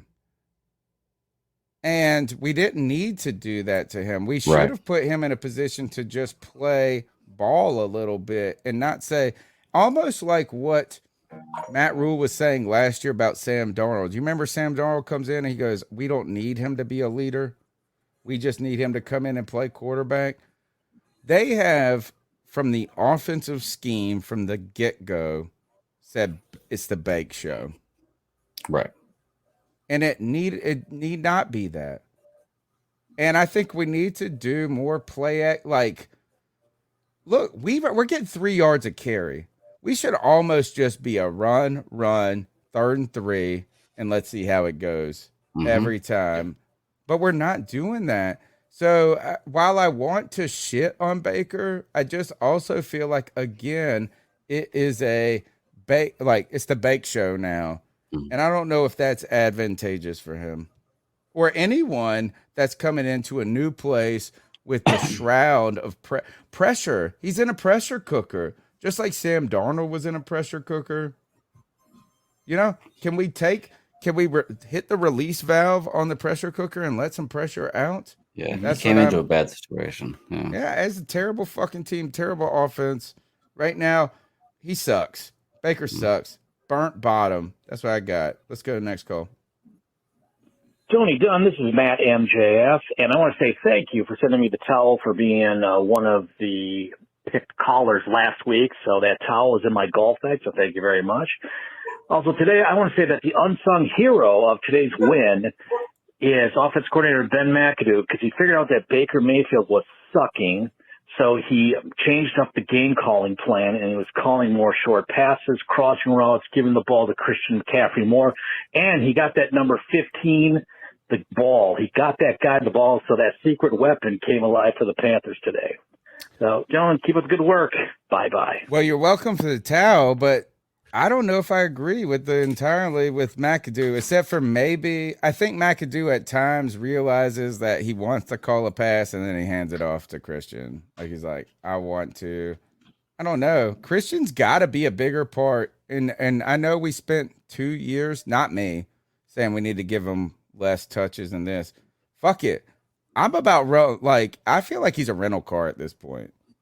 Like, have you ever gone and rented a car from a rental place? I fucking dogged the shit out of it. I don't care about them brakes. I don't care about no gas mileage. I don't care about the wear and tear. Let's just get the most out of this $64 million contract or whatever it is. Shout out to Ross Gould for a $2 super chat. Thank you so much for your support. 89 J Stubbs at the game. He said, if Cam played these past 2 games and had these stats, they would say he needs to retire. He's washed. Let's be honest. Not saying he can't improve. $4.99 love bomb. Thank you. 89 J Stubbs. Great pick, by the way. And tweets from the game. I saw that. And you're right. That we would be saying Cam is washed. Everybody would be saying Cam is washed. And under 200 yards passing to me as a quarterback in the NFL, I don't care if you win or lose, is still shit. Mm-hmm. Can I bring something to the table real quick? Please. If just think about that with those stats, and we've still almost won the first 2 games. Like, I know. Like, we could easily be 3-0. Like, it could easily be the difference between, like, it is 1 or 2 plays for sure, but those 1 or 2 plays could be the quarterback making those decisions or making better choices or not fumbling or having better play calling. There's a lot of things that you can go back and look at, right? But at the end of the day, we still almost won those first 2 games. Imagine how much better this team is with an elite quarterback. Well, if we had won those 3, like we were 3-0, would we be sitting here saying, "Well, I guess it's just how Carolina wins"? You know, we win tough defense and cats. Yes. What is it? Cardiac cats. We did that. We did that entirely with Ron Rivera's his 10-game winning streak that he had in his 3rd year. That was the exact narrative. We won we were losing by 1 score possession games every single game, just like we have here under the Matt Rule era. We were winning when we did start winning. We weren't blowing people out of the water, right? At the end of the day, like there's a lot of parallels outside of having the guy at quarterback that you can draw to Ron Rivera's first 2 or 3 years as a head coach. We were all saying the same. This is a failure on the coaching staff. We can't do X, Y, or Z. We can't, like, we're barely scoring 10 points a game. Like, it was a bad time to be a Panthers fan in the first 2 years of Ron Rivera's tenure. And it started that way again in the 3rd year of Ron Rivera's tenure. And then it flipped. The difference this year is we don't have that guy at quarterback. At least apparently it doesn't look to be, right? And so that's a big part of it. And that doesn't give Matt Rule a pass, in my opinion, at this point in time. I think it's, if anything, it gives it's a bigger nail in the coffin because he's had an opportunity to find the guy. The only thing I want to give pause, actually, before I give pause, because I'm going to push back a hair on that, okay? Charles T is giving us 2 donations. Also looks like across the pond because that E looks to me like a euro. Your line is not bad, he says. Baker took a lot of sacks in Cleveland, and Cleveland line is top 5 NFL. Everything you guys are saying about your coaches and wide receiver is what Cleveland fans were saying last year, the Baker effect. And this is where I kind of push back on you, CK, on that. Like, we could have been. You remember when Ron Rivera said all games come down to 3 explosive plays? Like, every coach says that. Yeah, but it's like it's 3 explosive plays. I don't know if the first 2 losses against the Panthers came from some explosive play. They did. Really? Yeah. I felt like it was a death from 1,000 cuts. No. If you take 1 or 2, this is what he's talking about. Like, no, I know what he's talking about, but what I'm saying is, what were those plays? I felt like they just game 1. It was the first game. It was the penalty, the errant interception that Baker Mayfield threw. That interception didn't turn into points. I don't even think. No, but it killed a drive. Yeah, it killed a drive, and we were starting to push down the field a little bit. But nonetheless, you take that. That's number 1, right? That's the first game. The second game is the turnovers that we had between Chuba Hubbard and Robbie Anderson. Those were big time. Even though, again, first Chuba Hubbard play only turned into 3 points. How many points did we lose by, Tony? Okay. Yeah, that's what I mean. It's like, I don't call that an explosive play, though. It is. It's a turnover. A turnover is an explosive play. Okay. Right? Wouldn't you agree with that? Like, I mean, I agree. I was just thinking, like, did they beat us on a coverage for a long run, or you know what I'm saying? I just the Henderson pass interference in the end zone on a 50-yard heave into the end zone that wouldn't have been a catch. That quite honestly would have been an interception by Xavier Woods. That's one of those. That's one of those plays that if Henderson doesn't grab him and get a pass interference in the end zone, that drive stalls right there. We win that game because we take away a touchdown that they got a matter of 5 minutes later, right? If our offense would be any way confident at all, none of that matters. The fact is we turned the ball over twice and they only scored 6 points. We should have been down 20-30 in that last week. But that's my point. That's what I said, is like we're an elite quarterback away from dominating other teams, right? An elite quarter. I mean, because I would like to think that no matter what the offensive coordinator is calling, you get a guy like Aaron Rodgers in that backfield, like you're still getting the ball to the right people that you need to. If you don't trust the coverage, if you don't trust the play call, guess what? You can go up there and change the play call at the line. I don't know that we're seeing that right now. Rasul Douglas with a big tackle. The Green Bay Packers are up 14-3 against Tampa. Go Pack today because we're rooting against the Bucs. Let's go to the next call. And they look bad. They look. I mean, the Pack looks good, but the Bucs. What look up, bad. C3? 89J Stuff here. Leaving the game, heading back home, and gonna throw some crab legs in the pan, and I'm being dead serious. I'm gonna eat them. The game was great. Defense was great. Our kicker was pretty clutch. The punter that everybody hated on, he just kept giving us field position. Been doing it all year except for week 1. This whole notion that receivers aren't getting open is just not true. My dad was saying that. Robbie was running down the 6-7 yard separation, running to the end zone, but Baker, he's so little back there, he can't see shit.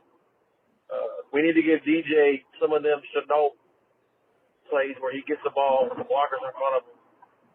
But Baker's is not it, man. Baker sucks. And people like Greg want to keep making excuses for him. I'm done making excuses. And that dude is fun, straight up asshole juice. But anyway, we got the W. Keep pounding. Up next, Arizona. Later. Great call, Jay Stubbs. I don't think we're making excuses for him. I'm with Greg on this. Greg is usually the pessimist of the show too, like where he is like, you got to prove it to me. He's from the show me state. I'll show it to you if you want. No, I'm just the point being is that I was very glass half full about Baker, and he has been ass juice. Yeah. I'm not defending him anymore either. It's. I was wrong. Like I said, I'll just say it. I was wrong about that. Next call. What's up, fellas? This is Zach from Kernersville. I ain't called in a What's fucking up, Zach? minute, but I was welcome at the game back, today, Zach. and fuck it, we won. I still hope that Matt Rule fucking gets fired. Also, I'm drunk as fuck, but hell yeah, we fucking won a game. I don't give a fuck that we're 1-2. We still fucking won. That's all that fucking matters. Let's go Panthers. Yeah, Zach in Kernersville, man. That's my hometown. I actually work in Kernersville right now. So there you Get go. it, bro. Get Crazy it. stuff. Get drunk. Small Get world. happy, man. This is your night. The first time you've been drunk and happy instead of drunk and depressed. Let's go to the next call. Hey, you want to know why our wide receivers can't get open and why our wide receivers don't seem to be running good routes? Let me explain it to you. Our wide receivers coach is Joe Daly.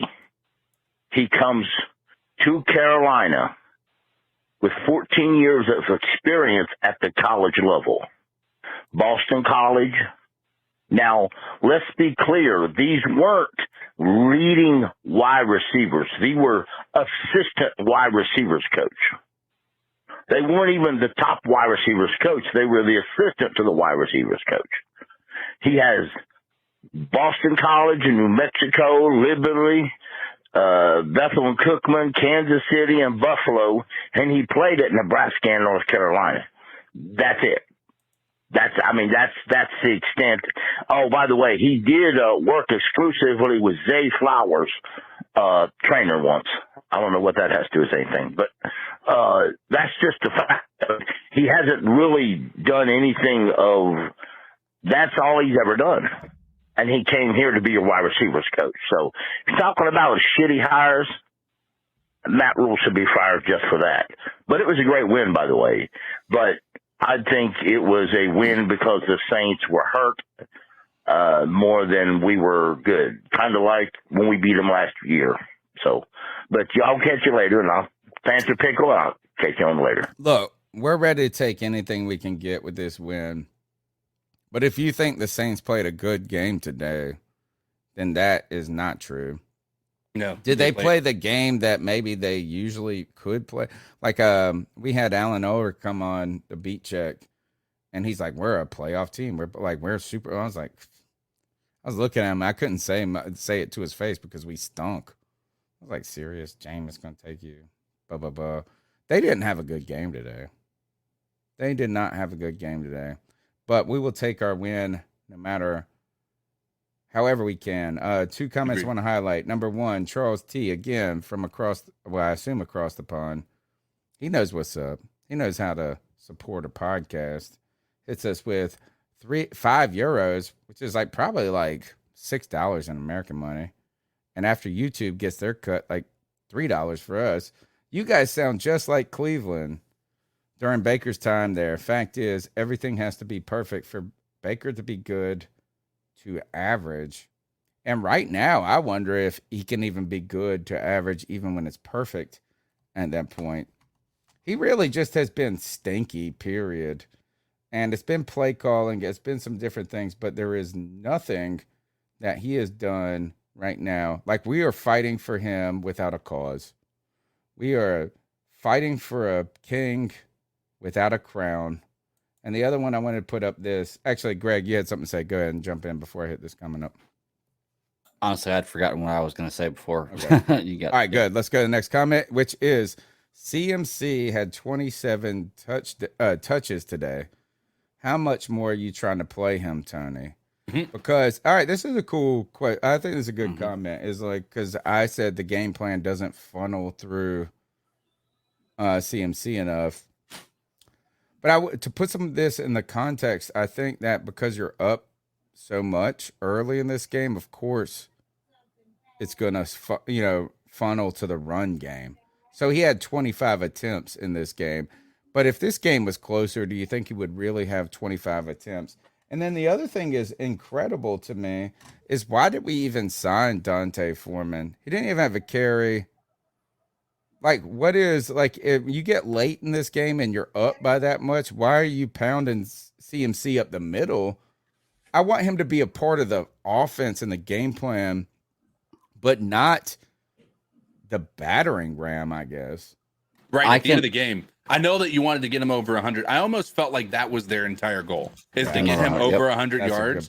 Because I felt like that was the time you put Chuba Hubbard in, or even Foreman in. Where the hell is this guy at? Lost in the offense for whatever reason. Hell, put Chenault in. Apparently, he's good running back. Right? I mean, he could double as that Debo. He's Debo Samuel 2.0, right? As people were trying to claim him to be. We'll see next week if he continues to show out and be explosive. But yeah, at this point in time, I'm not sure. Again, this is a part of the coaching failures I feel like we have out there. Good luck pulling Christian out of there. But I don't know. Maybe the part of it is their thoughts are we've lost too many games by letting the other team come back when we've had the lead within the final. We've already lost. We lost 2 games there. Right. This is so important. Right. I don't give a fuck. So maybe their thought is we need to get a first down here. We can't just put somebody in here who's just going to get a 1-yard gain. And Christian, did get us a first down.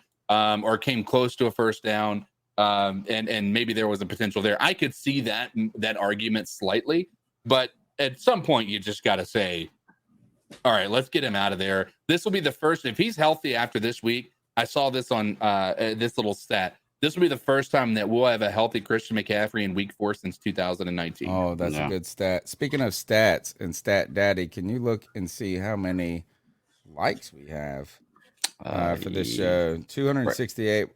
Let me know after this call. We got 2 minutes and 53 seconds for you to figure it out.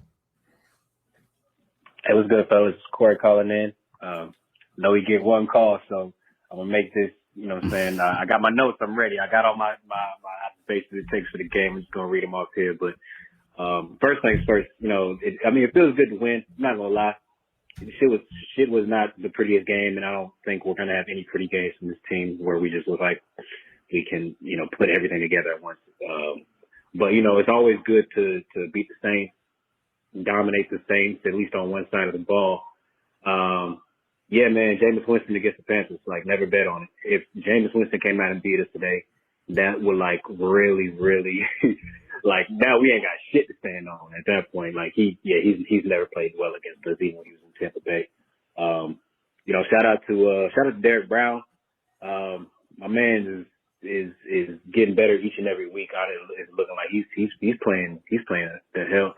And that interception, man, if anybody, like, y'all remember, the play before, he almost did the exact same play. He almost caught it one-handed off a tip pass, and then the very next play, Jason Horn came in. He was able to make the catch. Man's 300 pounds diving for the football. Shout out to him, man. Frankie Luvu, playmaking. I'm starting my Frankie Luvu Pro Bowl campaign right now today. So, defense looked good. And it wasn't just, Jameis being Jameis and being a good, like, we were, like, legit making plays, like, flying around, being fast, like, what we can potentially be with this defense, right? Like, the pros of the defense. Like, we looked like we knew what we were doing. Yeah, dude, Baker's garbage. Baker is fucking terrible. And I'm gonna call you out on this one, Tony, because you always push back on, Cleveland had this and this, and they were, like, you always kind of push back on it, like you were kind of downplaying Cleveland's role and hype. Cleveland made this man. They were hiding this motherfucker to the point where, like, he had 2 seasons out of his 4 seasons where people were legit, saying that he could be a guy and that it's not his fault. He's not holding them back. Yo, he wasn't getting pressure today. He wasn't running for his life or like, he sucks. He's ass.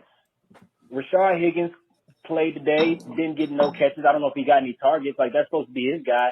DJ Moore, 1 catch for 2 yards on 6 targets. It's incredible. Like, bro, if it's DJ incredible. Moore gets 1,000 yards this year, he's impossible. He's a top 6 or like of he's all elite, time. Okay, Yeah. Because this motherfucker's gonna kill DJ Stats just like he did Odell. I'm gonna run out of time, man, but that's all I got to say, man. Fire Matt Rule. Go Panthers, keep pounding. Baker sucks. Shout out to y'all. Appreciate it. Yeah. Good call. Summed it up. Like, Man, good stuff. Let's go to the next one. Let me find the play button. Damn. What up, boys? This your boy Mike, a.k.a. Supreme Leader. Supreme Leader. First off, please, y'all, stop shitting on the defense. Okay? It's, Sorry, you that's my take away fault. the My bad. defensive touchdown and all the field goals and everything else, and we lose this game 14-7, straight up. I know it wasn't great, but it was what we needed with, Baker Mayfield getting banged on the bottom like, God damn. We reversed roles, didn't we, Supreme Leader? I really attribute that to that fucking stupid ass popularity contest that Matt Rule decided to have in the in training camp in the preseason. Look at last year. Sam Darnold started off 3-0, and we were all on this dude's back like he was the greatest thing. And now look at Baker. No reps. Yeah, he looks like shit. And he's playing like shit. I'm not going to say it's not all like he has no fault, but yeah, no reps is showing, and it goes back to coaching. I'm still shitting on the coaching staff, even though we won. Shit feels good, but it's God, man. And shout out to my boy LaVicious. My goddamn boy, LaVicious Chenault. Who's the baddest? Chenault. What my name is? Chenault. Damn. That dude, he gave us the spark we needed. And let's not forget special teams. Me, myself, personally, I'm a dude who likes unsung heroes. And Johnny Hecker and Eddie pin it through the uprights, Pinero. they are definitely the unsung heroes of this game. Shout out to the special teams too as well. Shout out to C3. Shout out to all the C3 family. Shout out to all the Panther fans everywhere, man.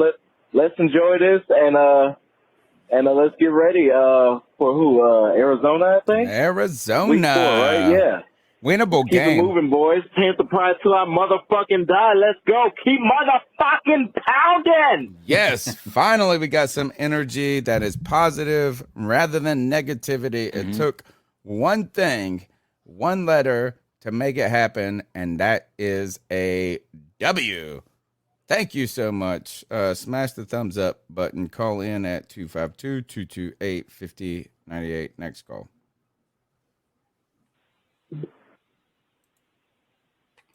Hey, so today, I think this win really showed us how we can fall asleep on the phone. Next call. Let's talk about Baker Mayfield's inability to hit an open receiver today. And also, let's talk about how strong the defense was, getting 2 takeaways, 1 for a touchdown. This team's going to win going forward with the defense, not the offense. Agreed. Call me, 704-634-25. Oh, he put his damn... No! Next call. Don't do that because... I don't think he realized that he was... yes, he did. You can't call in. Yes, you can. This win really showed us how truly bad Baker is as a quarterback and how much he holds this offense accountable to his team. But it also showed showed the good things about his team. And the question I have is the fact that we won, but at what cost? Because at the end of the day, we still have Matt Rule. We still struggle. I feel like if we lost, it'll be a win-win situation, because I want to talk about this briefly. Maybe Matt Rule would have been fired, like tomorrow morning, type shit. But that's all I have to say about this. I want to talk about this briefly. There was such a down sentiment with this team after 2 weeks, right? Into the season, and you put it in the context. So you just say it's only 2 weeks into the season. We're 0-2. In any regular season, that doesn't matter, but it's the context of 3 seasons and the Matt Rule era to consider at that point. I don't know. When did you get how do you root against the Panthers to win? And I'm not a gatekeeper fan, so I think it's okay if that's what you think is the right, you're kind of, he's saying this is a win-lose situation. Were you there yet yourself? Let me put it that way. Were you there yourself to where you're sort of disappointed that the Panthers won? I'd say, yeah. I think that last week when I came on here, I was kind of to that point where I don't know. It's different. I wouldn't say disappointed. Unexpected. And I feel like I just changed my mindset into, okay, this season's going to be over, to now we're 1-2 with possible winnable games up next to the defense plays like this. So it's well, do I need to change my mindset again, as maybe we're going to be a 7-win team and we're going to be in the same position? So like I said, it's hard to say disappointed. I would say more unexpected. I'd already given up on us winning any more games. I was okay with that. I accepted that. I would say I'm not of that mind. I am of the mind of it is way too early for me to want to be tanking, right? If we had lost this game, if we would have lost this game, CK, how would you have felt, though? I would have been ready for this to be over. I would have been, let's stop the bleeding. This would have been bad. Right. The reason that I'm saying that is because I feel like what we've seen is a lot of the issues we've seen potentially could be fixable, right? And so the hope is what we've seen is we've seen our defense every week get better and better, right? Each week they have gotten, they were horrible the first week. They got better last week, and then they were lights out today, right? Okay, It's generous, hard, but all right. It's not generous when you have 3 turnovers and you completely, like, if you want to utilize the fact that they were able to drive down in garbage time and get a touchdown there, sure, let's go ahead and do that. But also keep in mind, those are 50-50 balls that Jameis Winston just threw up, and they weren't like in stride. It wasn't like he was finding this guy on this incredible route just wide open. Like that last one, Jeremy Chin had a bad angle, and that's where Cody was talking about Jeremy Chin didn't play well. Right, he let that one deep 48-yard bomb that should have easily been a pass breakup if Jeremy Chin didn't get a little bit too in front of himself.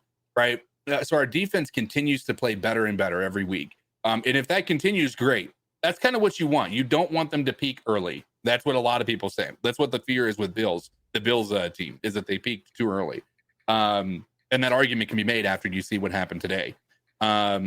The other side to that is our offense hasn't had that same progression upwards, but the hope is that as they start to get more comfortable and these relationships start building and these guys practice together, they understand their timing, they understand what Baker Dude, if the wants, offense Baker could just understands what the be wide receiver wants. mediocre, man, we could have won all of these games. That's what I'm saying. Like if we were just honestly, here's my honest opinion.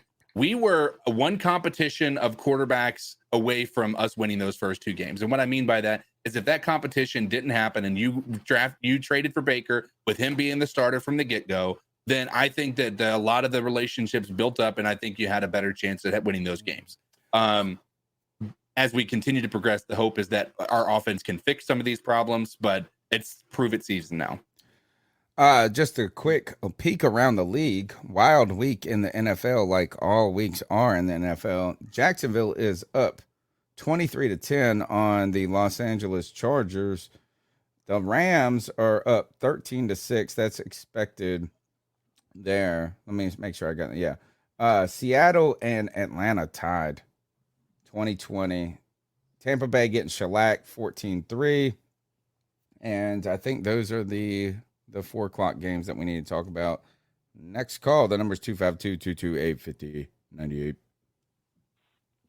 What's up, C3? Long time listener, first time caller. Oh man, welcome Lance to the show. Kubiak here. Lance Cody, Kubiak. did you I forget know Tim that was name. the one that caused the tip ball that turned into the Derek Brown interception? Just wondering. Tim played great today, I thought. That was JC Horn. Spark, and it made you wonder why he hasn't been activated yet. I still don't know what's up with Baker. I haven't liked him like Cody the whole time. But I think a little bit of it's on the receivers and the play calling because I wasn't seeing a lot of receivers getting open either. Still want Rule gone. I don't think the OC hire was a good one. We still have a long way to go. I'm kind of hoping this game doesn't save Rule, but we'll see how the rest. Oh, sorry. I don't think it's enough to save Rule except for just through next week, right? You run off 3 losses afterwards, you still could be in the replace scenario. My answer to the question is, do I wish we would have lost today? And the answer is no. Is that, yeah, I think I know where I would have been at if we had lost today. You know, I know where I would have resided. It would have been really hard for me to see any optimism. I don't want us to be, I don't even think we're a 5-win team at this point. I'm not ready to be there yet, folks. I mean, I'm sorry. Y'all, I told y'all this defense, I think it's mid. Y'all think it's great. This offense is trash. Yeah. So I'm just really excited that we're taking W calls here. We're having people that are happy. And I'm excited that next week actually is an opportunity for us. And I want them to listen to me right now and prove me wrong. Prove me wrong that we can't get to 7 games. I think if we get to 8 games, and if this is an 8-win team, it's fucking miraculous. Yeah. Miraculous. Because I promise you, this defense ain't good enough to get you to 8 wins by themselves. So there's going to have to be some shit that changes. Next call. What's going on, C3 family? This is D from Sanford, North Carolina. Love the broadcast. Thank you, brother. Well, if it comes to the point, if we want to bring Sam in or what week or whatever, I honestly think if anything is going to move, it'll be week 7. maybe week 8.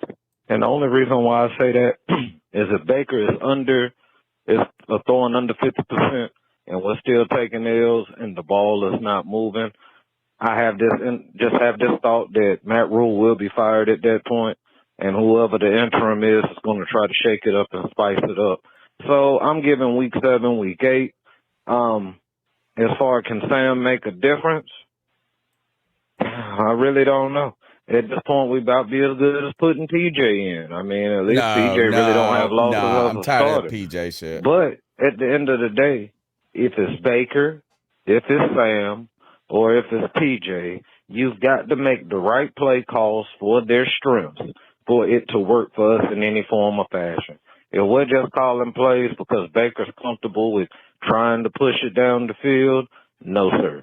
If Baker needs to get that ball out his hand a little bit quicker, some of that pressure that came was not an offensive line fault, and it wasn't even a coverage issue. It was more that Baker was just staring down the receiver, then going to another. Plus, our plays are pretty doggone predictable. Half the league has already told us that. But to get back on the original topic, I do feel like if Sam is going to come in a transition of Baker being sat down for subpar play, it'll be around week 7 or week 8 with an interim coach, preferably Steve Wilkes. Good call. Next one. Yeah, I think PJ Walker would have had better performance. I think at least they should have at least tried something else other than Baker Mayfield's performances. He wasn't throwing the ball where he needed. None of that. We probably only would have had 3 more interceptions if he was in there.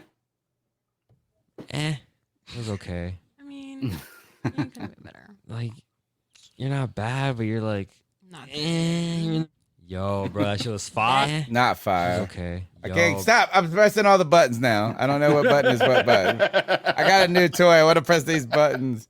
And man, PJ ain't even okay. I don't want to hear no PJ shit. He's no got more. a cannon. That's about it. Yeah, he does. I man, like we all PJ. root for him Yeah. because we want him to come in and be the guy that's gonna like be the next Kurt Warner. You know what I'm saying? That's not supposed to. That's gonna have a movie made about him.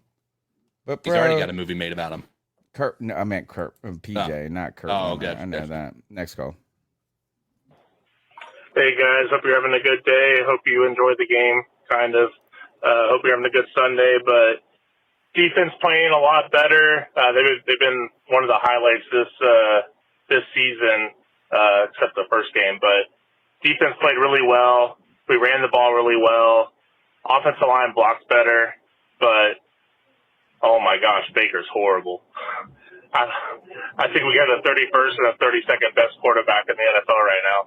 Again. Oh, it's bad. So, I mean, I like that we got the win, but I kind of want us to lose because Baker isn't the answer. Sam isn't the answer for next season. And I kind of want C.J. Stroud or Bryce Young.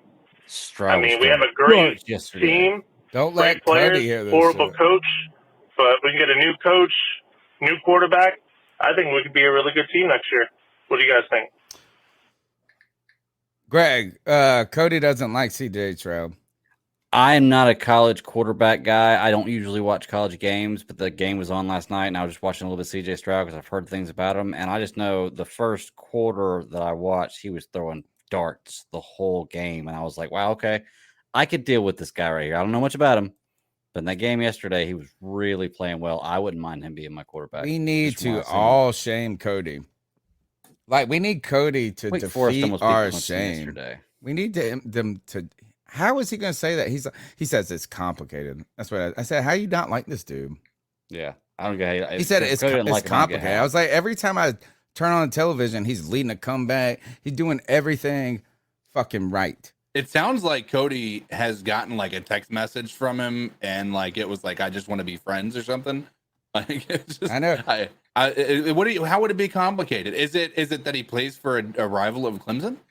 He says, well, one thing I think I caught him at, like, we haven't had the direct conversation, so I don't know. Like, I don't want to put words into his mouth. Oh, is that Bryce?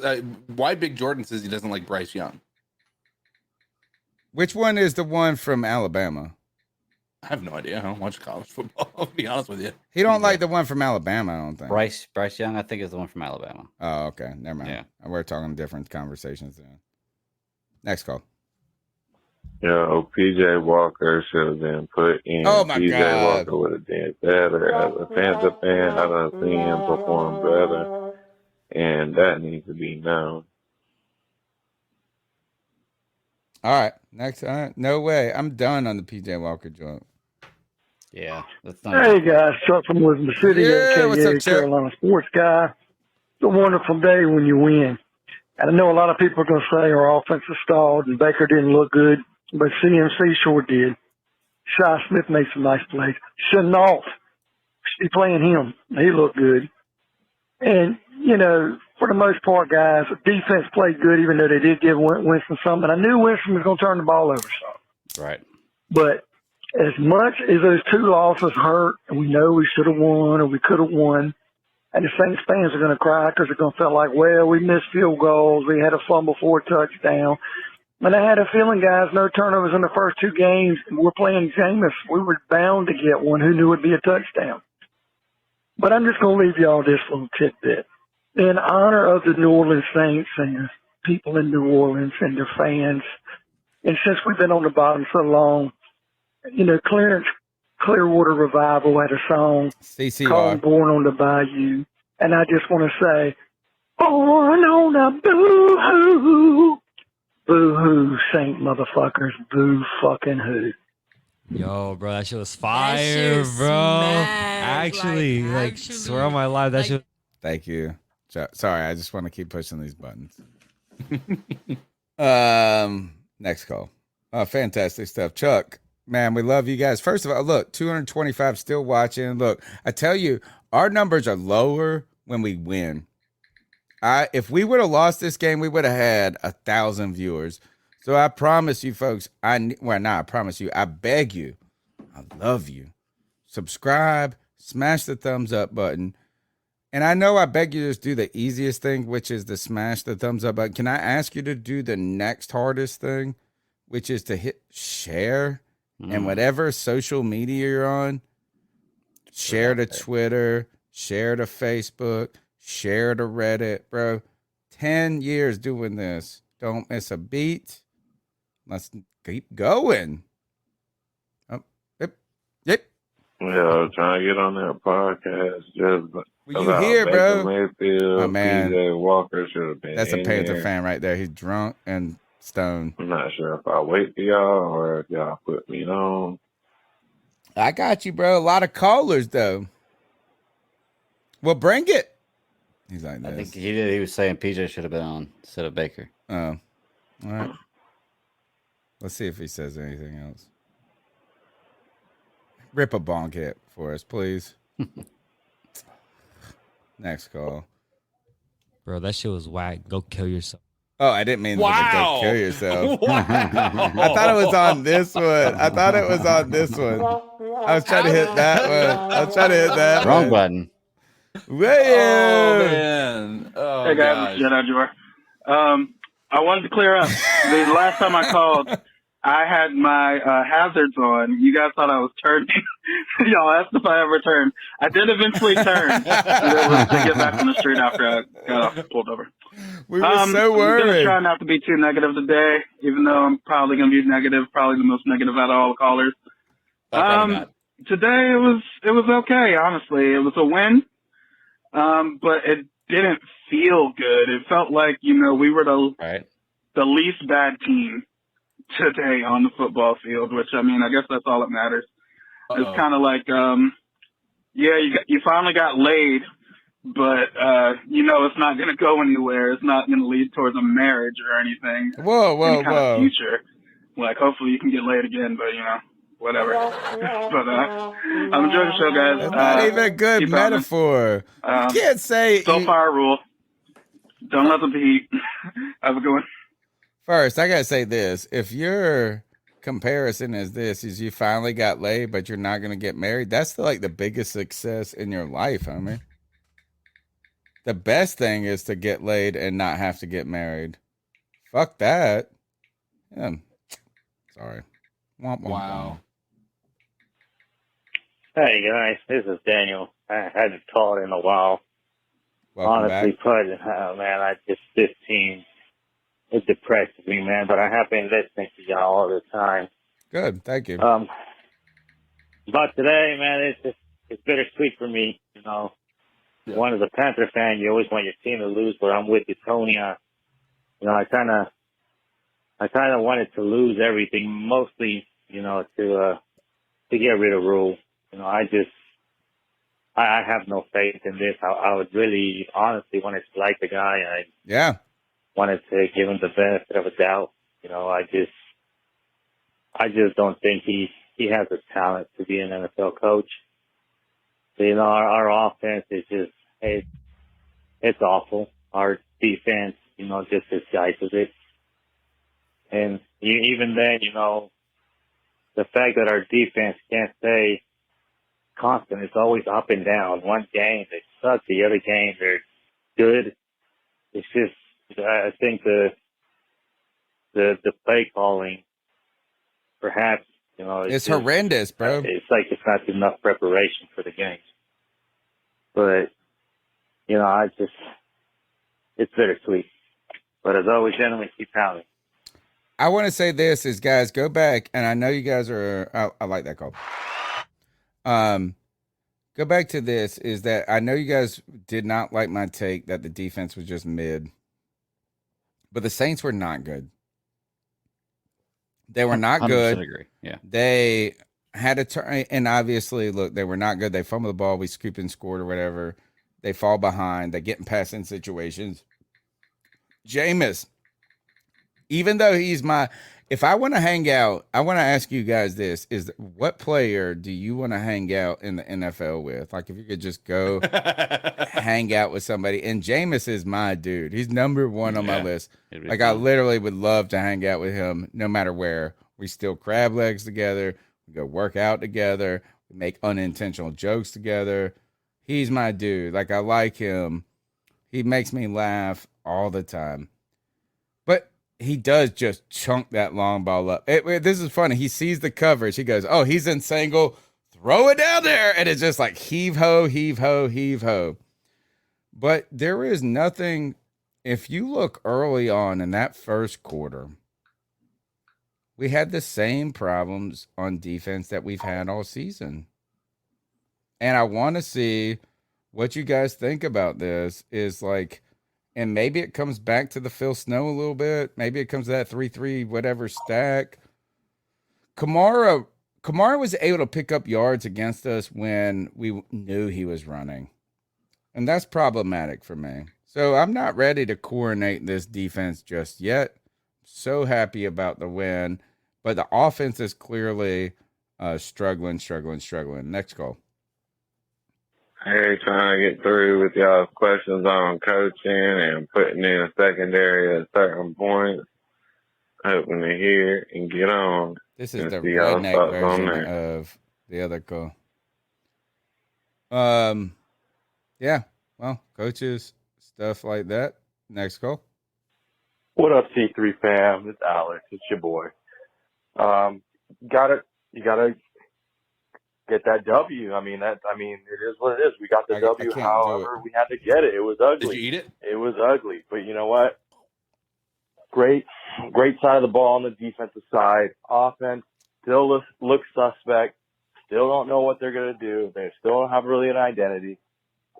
Luckily enough, they ran the ball. They were thinking like, let's run the ball.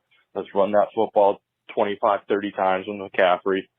But you know what? They finally brought out some of the other wide receivers this week too. We got to think of the positives, man. Chenault got out there, had some big time plays. I'm still looking for Higgins. There's other guys out there that can make some plays on this offense. Now for Mayfield or the Darnold situation, no, we got to stick with Mayfield. You know what? He hasn't played, the greatest of football these last 3 weeks. Of course, we all know that and understand that. But he hasn't given the football up either. So I mean, that's huge too. Darnold's a, interception machine. Oh, I don't want to hear that. Let's just write it out with Mayfield. He gave up an interception last week. I don't want to hear that. No, he's only Look had at the one this positives, season. baby. 1 and 2. Yeah, he gave up one we last right in that week. division. Let's go, boys. Keep pounding. Greg, look up That's how right, many Darnold had through 3 last year. All right. I want to go ahead and encourage everybody to call in at 252-228-5098. You can subscribe to the show. You can support it by smashing the thumbs up button. You can be the coolest cat ever. We have not had one super fan on the winning post game. We got a win, and not one super fan. We didn't get to hear CK shout out somebody with his beautiful, beautiful pipes. $1. Look, a death by 1,000 cuts. $1.99 supports the C3 Panthers podcast. It's an easy way to help us grow. And look, I can even do cool shit like this now. Yeah. Thank you, super chatters. Greg, what we got? He had one interception through 3 games last year, and he had 3 touchdowns. So he only has one more touchdown than Baker and the same amount of interceptions. So I mean, minus yards, he's playing the same. Josh, you did pay for that, bro. Your $1.99 got this one laugh track. Thank you very much. Hey, trying to get on the podcast. I'm not sure how it worked, if y'all call back or whatnot, but we ain't calling back. You leave us a message. Weigh in, and I want to see y'all. Yeah, don't leave your number. What I think about what should have happened or what could have happened to change the course of the game. He's waiting for us to call him. Should we call him back right now? I got his number, and I got the Bluetooth capability right now. Because of Josh Hall. Thank you very much. Next call. Hey, yo, what's happening? It's QT0 calling over here from California. On my way to work right now. I got 2 things to say. Is we got to stop letting off of the gas. Phil Snow needs to continue putting pressure through the second half and throughout the game. He started bringing it back towards the end, and that's how we were able to cut the throat. We need to continue that throughout the whole fucking game. And then also, too, goes on for Ben McAdoo. They want to let off the gas. And I have a feeling it's not even the play caller's decision why this is going on. This is fucking Matt Rule trying to secure I don't believe the that. win and I be don't all believe that. conservative when he gets a little bit of a lead. We ain't winning by 3 fucking touchdowns. We'd be winning by 1.5 touchdowns. All right? We need to continue to put the foot to the metal.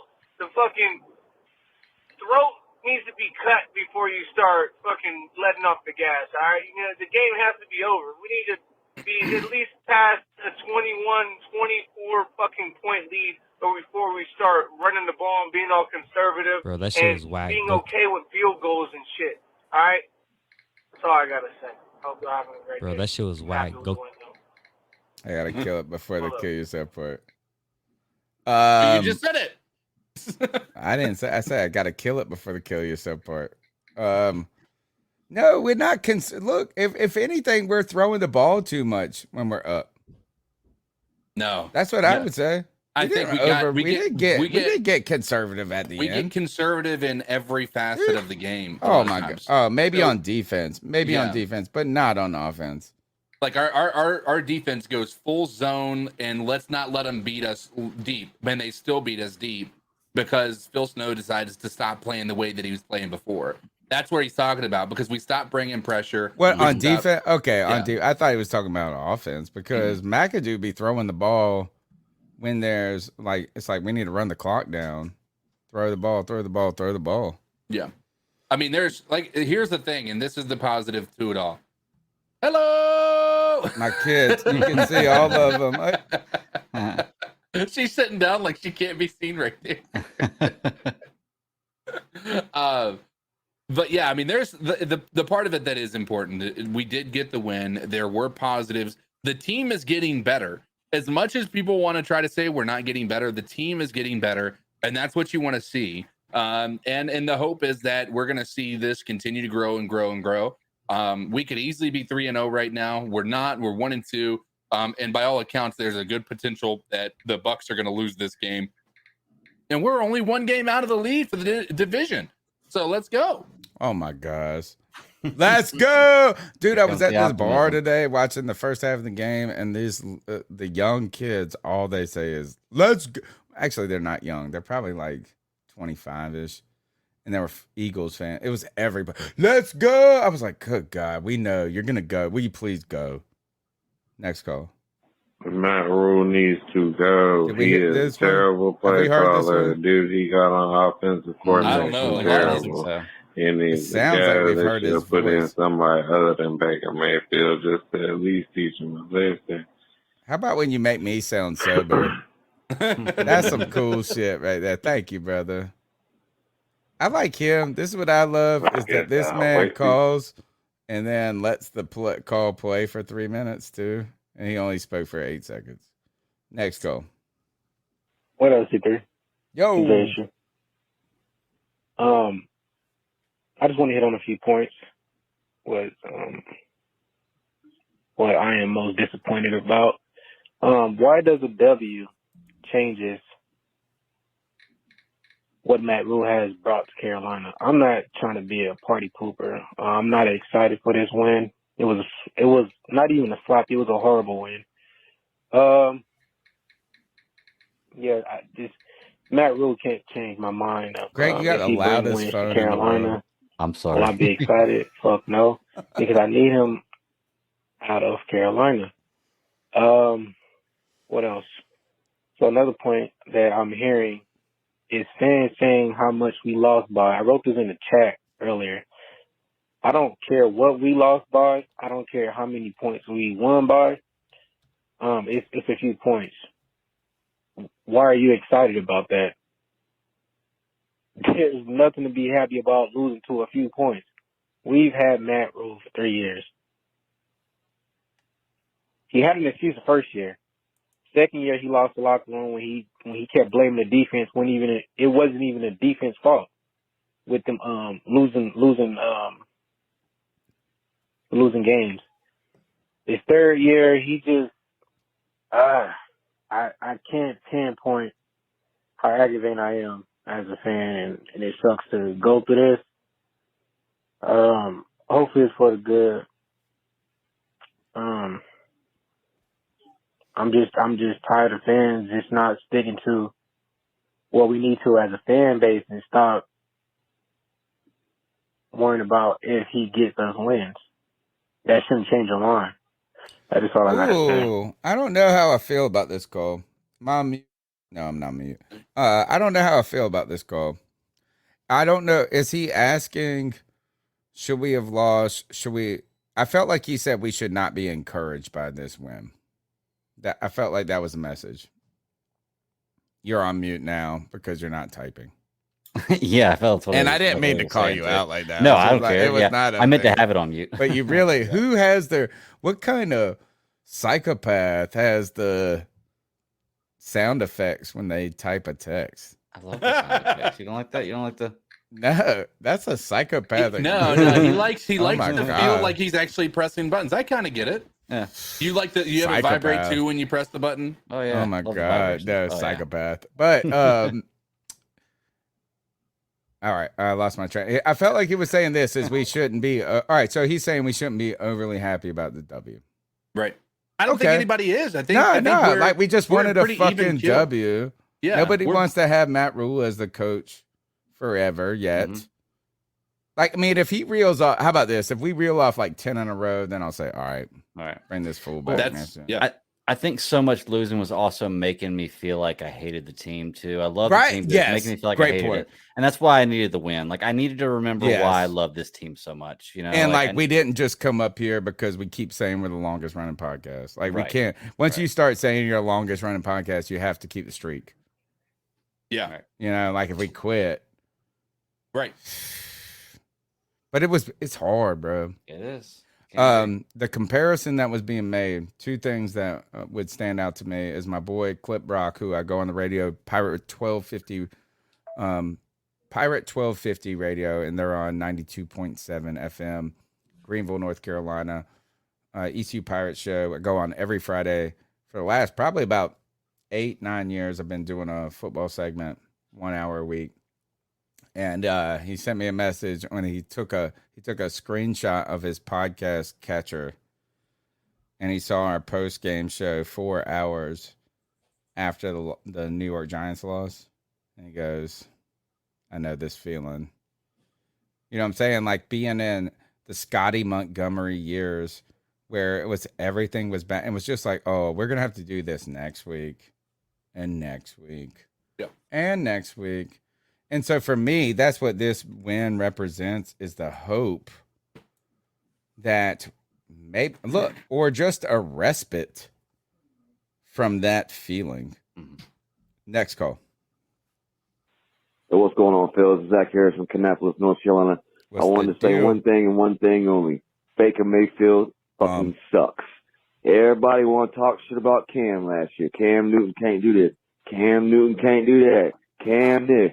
Cam that. Hey, leave the dude to complete passes and score touchdowns and run and score touchdowns. You know what I'm thinking right now? Fuck Baker Mayfield. Give Cam Newton a call. Because I'm telling you right now, I don't know what it is. I'm telling you, I believe that Cam Newton was out in the field right now today playing with all these players, and he knows Carolina, that's his home. I think we would be an elite football team. And like I said, man, everybody thinks, I'm talking shit or whatever. Well, I'm just saying, man, I say give Cam Newton a call and beg him to come back, and I'm telling you, this would be a different team. I think that the fans would be pumped. I think the players would be pumped up. I mean, Baker, he's not even throwing deep passes. Everybody wants to say, oh, Cam can't throw deep passes. Well, Baker Mayfield can't even throw a fucking 10-yard pass. So, and I know damn well Cam Newton ain't scared to run the ball.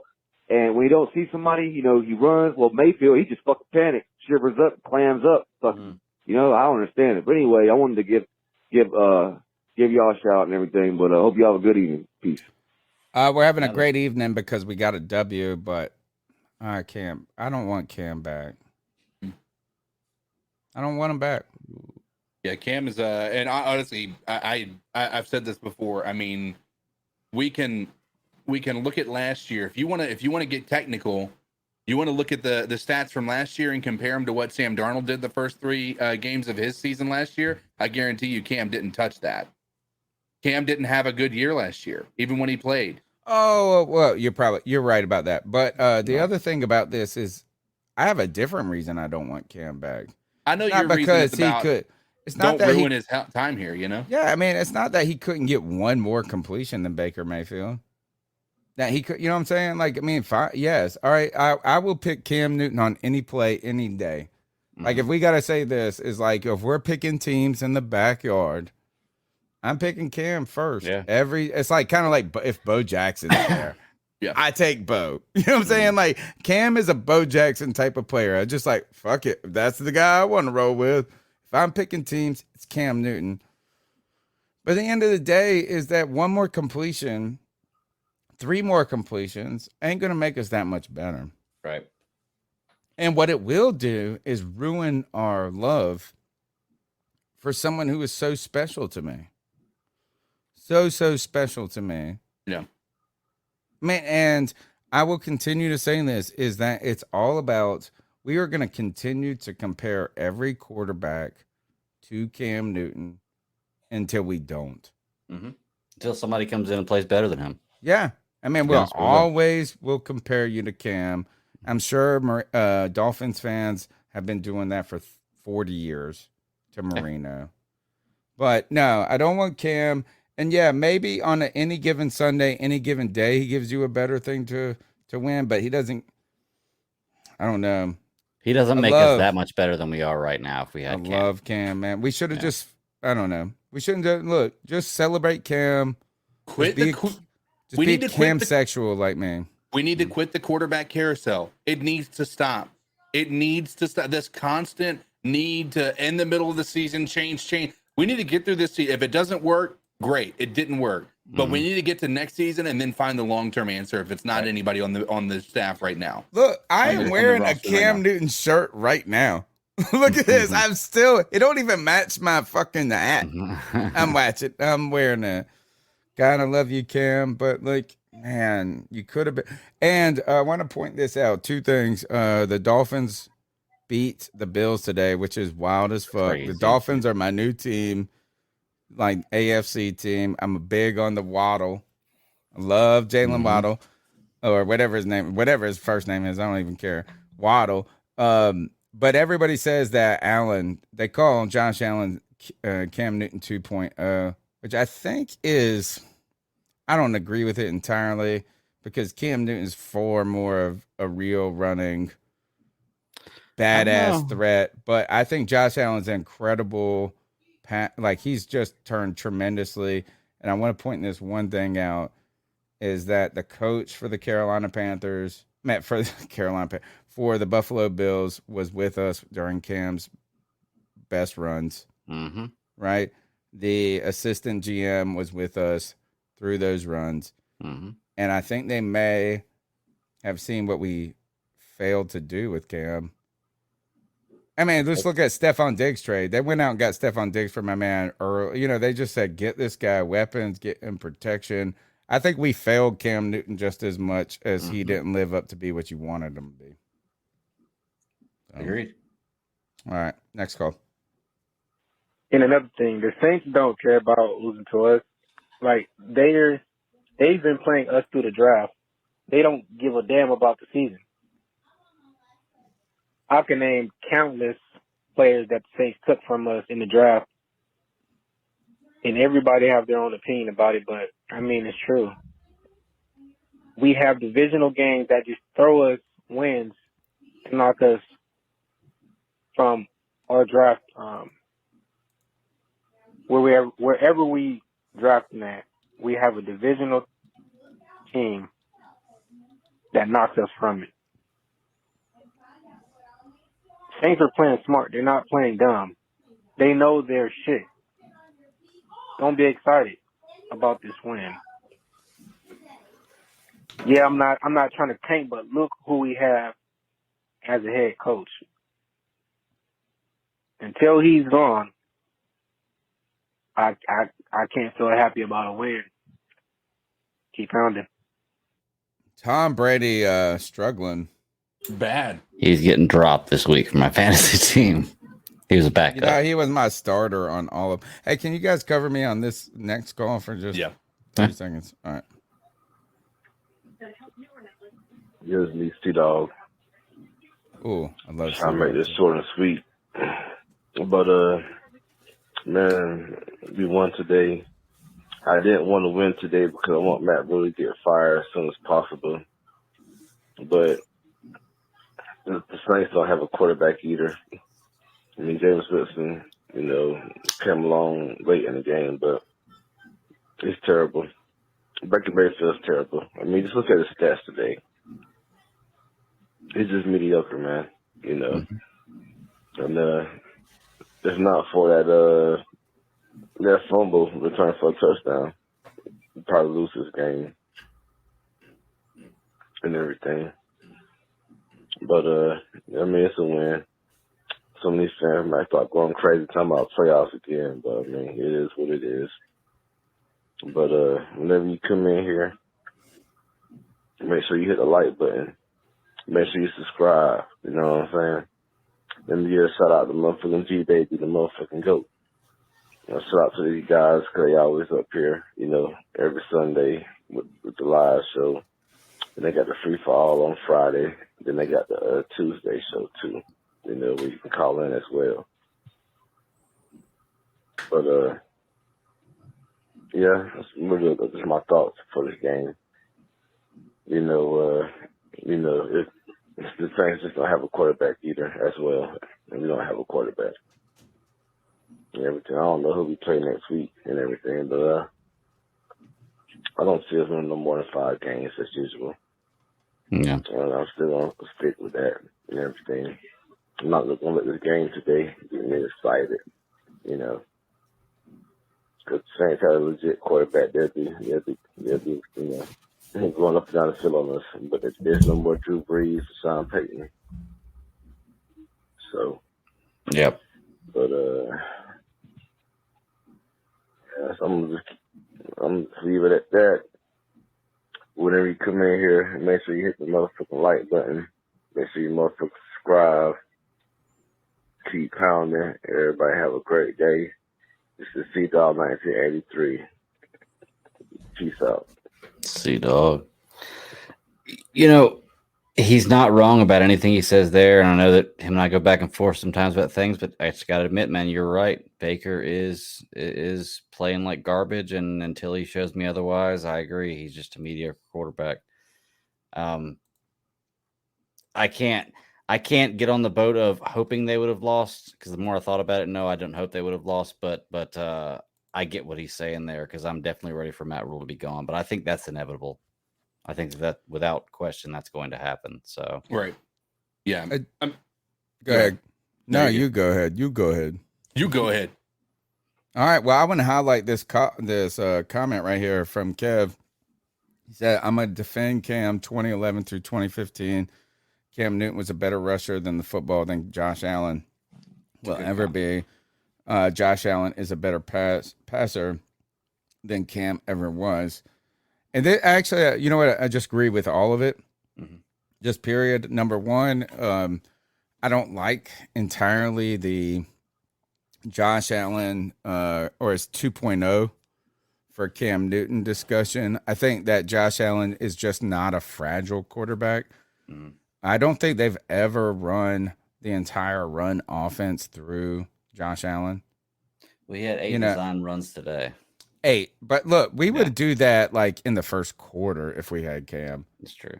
I think the other thing is that I said this on the show maybe last week or the week before, when Josh Allen has just become. I needed one more year for me to believe in Josh Allen. Like, I didn't know if he was just feeling it last year or whatever, but this dude's dialed in.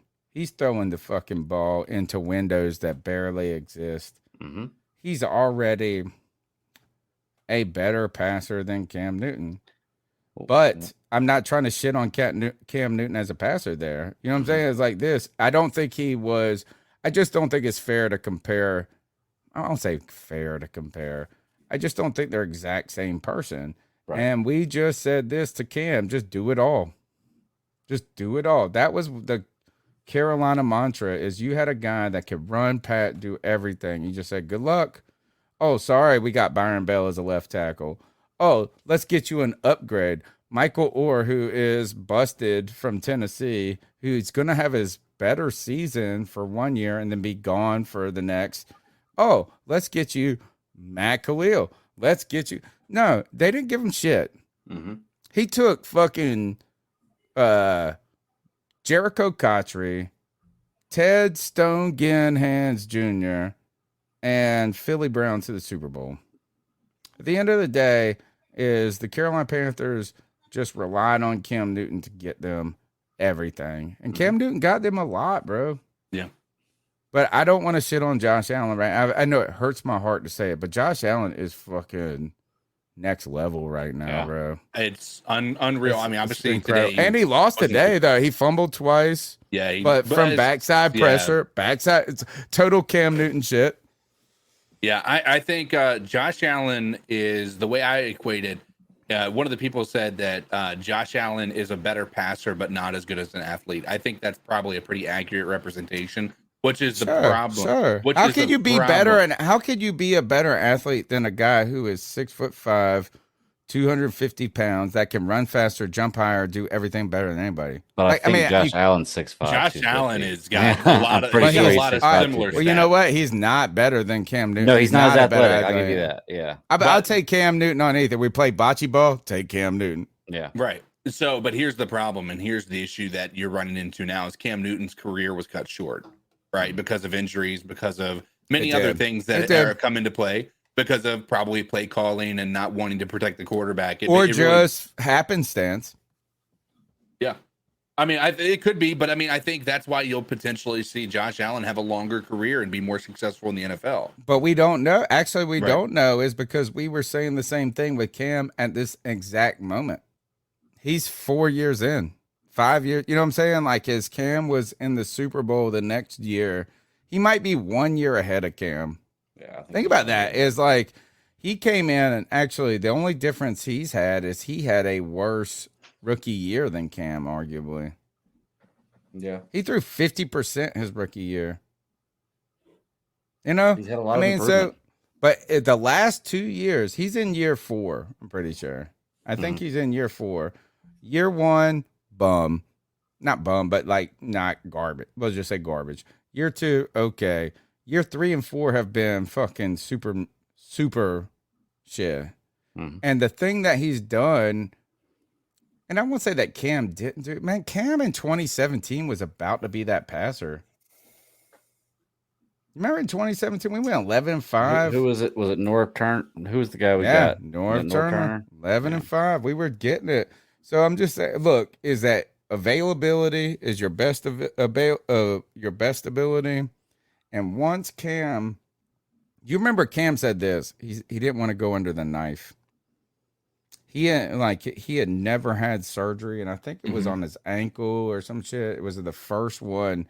And he had never been hurt before in his career, like through high school, college. And it was like his 3rd year in the pros. And he's just like, man, he wanted to try to rehab. I understand that. Like coming back from injury is one of the bigger things you can do. It's incredible. And it's not guaranteed. That's my point. I just look, I love Cam for everything he did for us. I will always love Cam. He is not the solution now. If he is the solution, it's not for us. Next goal. Hey, man, you know who the fuck it is, man. It's G, baby. Our offense is fucking pathetic. It's terrible, bro. This team is fucking pathetic. I know we got the dub, but goddamn, man. Like, how the fuck does DJ Moore have 1 catch for 2 yards? It's incredible. That's the most incredible shit you've ever heard. Bruh. If fucking Jameis Winston was doing what he did in the fucking 4th quarter in the first 3, we get blown the fuck out. I want you guys to realize when it was 13-0, they had missed 2 fucking field goals. So we'll just say 13-6. And 7 of those points was off of a stripped fumble. What is this offense, man? 0. Yep. Like, we cannot compete with no Miami, no Buffalo. And if I sound soft as fuck, and I sound, bro, I'm just barely getting over COVID. I had COVID for 3 weeks. That's why I haven't been on the fucking free for all, fellas. My bad, man. This COVID's been kicking my ass, man. But goddamn, this offense is fucking pathetic, man. And the defense, man. I don't want to get started on that shit. I mean, I guess you guys did your thing today. All right, whatever, bro. I agree. I'm with you, man. DJ Moore, 1 reception for 2 fucking yards. It's so mind blowing to me, man. And then fucking motherfucking Baker, come on, bro. You threw a 1-yard pass and the dude did the rest, G. Like, I'm not gonna shit on Chenault. I mean, he did what he had to do. But why is he our leading receiver? And I told you guys, Robbie Anderson, man. Big mistake to give that motherfucker a bag. Well, this is the worst gunshot. Like, what are we doing here? What are we doing? I'm hurt. I really wanted us to lose this game just so we could fucking fire Rat Rule. Like, the one time and at the last, I hate the fucking Saints. The one time I cheered for these motherfuckers in a decade, these bitches lose, man. I want Rat Rule gone. I want a full rebuild, man. Like, what do we do? I'm gonna call back, boys. Fuck. Hey, if there's any positive before we jump in, like this Green Bay Bucks game is possibly as bad offensively it's horrible as to watch. our game was. Like, this is horrendous. It's 14-6 still, and it's 3 minutes left in the 4th quarter. Tom Brady getting the ball a chance to win or a chance to tie. No, I wouldn't. G-Baby coming off of COVID, guys. Stop being hard on him. He's going to bring it. Don't worry. This offense, the Tampa Bay offense has been languid. Is that the word? We could beat this team. Tampa Bay's not a good team. my God. I mean, Their they're defense is hurting. good. They're so hurting. hurt. They're missing like 8 of their They players don't have on offense. Evans. They don't have Julio Jones, and they don't have Godwin right now. They're like right now. They're I bet hurting. they could still win this game, bro. Oh, they could. Yeah. It's 250. They're not going it's 4. to. Sorry. Nope. I We just can checked tie the it up. score. I just checked. I mean, the it's a one timeline. possession. They can come in and tie it, but So can I ask a question real quick though? Just Please, I was thinking please. about this earlier. Whenever Sea Dog called, this is what slipped my mind is we're talking about. We have a problem like the quarterback problem of like Baker Mayfield looking lost and not throwing for any yards, but then you have the opposite problem with a guy like Jameis Winston who could throw for a ton of yards but just turns the ball over. Do you think if we had Jameis Winston right now instead of Baker Mayfield, our outcome would be different? Maybe. Here's the thing: is it just depends on this. Is that what your question is important and right in so many ways, but then the other question I have is like a counter question. I hate to answer a question with a question, right?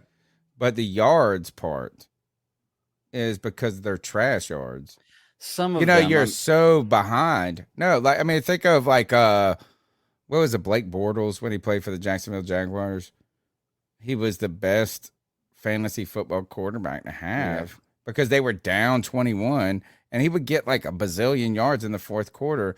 So Jameis's yardage, like the fact that he gets so many yards in some ways today, he should have had 225 today if they were winning. Right. Jameis is not bad.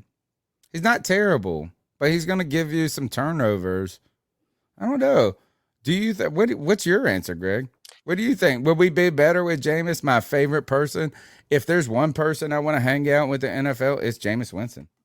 I think the answer to that question all depends on, do you think the reason we're not getting yardage passing is because Baker Mayfield can't do it or because our receivers are not in the right positions for getting distance? You know, that's the only way to really answer that question. Colin. I think Baker's just been bad at this point. That's what I would say. Yeah. I feel like at this point I could say, even though Jameis Winston turns the ball over a lot, just based on the way I've seen them play this year, I would rather have Jameis Winston behind center because he maybe he can get the ball down the field a little better. This is where we need Cody. Man. This is where we need Cody. Cody would do some shit like this. Fucking neither, motherfuckers. We don't need another quarterback that can just get us 8 more yards or some garbage yards. And I don't know why I got a Yankee trash man as a, but but we need a franchise quarterback. We need a franchise quarterback. Neither of these guys can do whatever it takes to get us over the hump or through next week. And you can fucking hate me if you want to, but I will die on this hill. That's about right. Next call. I don't know why I think Well, he's a my Yankee name's Kendrick, trash man. first-time listener, first-time caller. Oh, welcome to lifelong the show, Panthers brother. Fan since the existence of the organization. Nice. Our defense was good last year, even though we, kind of dropped the ball when trying to stop the run against the Browns. But last year our defense was good. This year our defense is decent. And it all, in my opinion, comes down to the same problem. We cannot sustain drives. I don't care how good your defense is. If your offense can't give them any time to breathe, the defense is eventually going to break instead of bend. And that's what I feel happened all last season. And my concern with happening this season, instead of just expecting the world out of Baker Mayfield, I just want him to go better than 1 for 10 on third down. If I can get 6 out of 10, that's asking too much, but we need to sustain drives so our defense can rest. Baker's foot, they're terrible. Fire rule, go Panthers. Hey, first time caller. Welcome to the show. Number's 252-228-5098. You're part of the family now. You called in, homie. You're part of the C3 family, where we rock on every Tuesday night at 9 p.m. after every game. And we've been doing it for 10 years now. Wednesday, Thursday, Friday. Now we put all this content out. It's almost hard for me to keep up with. But thank you so much for the call. And you're right. How are you going to do anything with a guy that goes 1 for 10? Great. He's been a bum. And I don't like to look, Shy Smith. All right, how about this? Let me put it this way. Let me flip it a little. It's because I don't like to single out players specific, like you suck. You're an asshole. Like you can't be good. Baker, you suck. You Shy Smith had a tough week last week, and today was the leading receiver, which was 2 for 22, which I don't want to hear nothing about it. But you just got to put up or shut up at this point if you're Baker, I think, CK. Yeah, I mean, that's where I'm saying at this point in time, not to beat a dead horse, but I said last week I would give him this week, right? Just because we got the win doesn't mean that Baker is off the hook, right? Dude, he definitely not off the hook after today. He's on the hook even more. Right. I mean, so was right he now, worse this week or last week? This week. I agree. Last week, agree. it's very clear that there was a issue with him and the wide receivers. There were drops. There were plenty of that. And I will defend a lot of what I saw last week. Not everything, but I will defend a lot of what I saw last week, even though you wouldn't. This week there was none of that. You don't have the ability to say Baker Mayfield overthrowing DJ Moore in the flat for these easy checkdowns is on DJ Moore, right? Those are potential first downs, big time third down conversions. There's a lot of these third downs that come on the that we failed to convert that come on the back of Baker Mayfield. And I'm sure that we might want to start talking about the conversation of whether he's going to be good. But I also think that it might be time for us to potentially talk about somebody else. Oh my gosh. No. Man. I'm thinking we need to talk about our other sponsor that I feel like we haven't talked about. Oh, you're gonna give them a free read too? We need y'all. Actually, we need you to buy shit. Yeah. So how about this tonight, this week, bro? I had a big time, and I was clean. Snap. I was clean. I was ready. Snap. I was ready for the show. Tell well, them. the thing here, so we got to keep in mind a couple of things here. This isn't a free read. Manscaped is a sponsor of the C3. They are, right, in general. So right now, Manscaped has been generous enough to provide us with some products, and I think we've all had a few weeks now to try it. I, for one, can only speak highly of what I've had. I was a Manscaped customer before. Manscaped offers a lot of different products. It's not just the buzz, the buzzer or the clippers, if you want to call it that. The 4.0. Yeah, the lawnmower 4.0 is what they call it. Mm-hmm. It's supposed to help prevent. Look at how cool this. And that is an actual legit bag. That bag, it's so dope. This is my favorite thing, bro. Very high quality, and that's a part of the bigger package. So you guys are more than happy. We'd be happy to have you guys go and pick that up. But I tell you what, I recommend that you take that because it's one of the biggest things that I think men tend to let go is especially when they're married. They say, I don't need to worry about it. But I'll tell you what, man, it's not even just about that. It's a matter of being able to be proud about what you got. You know what I mean?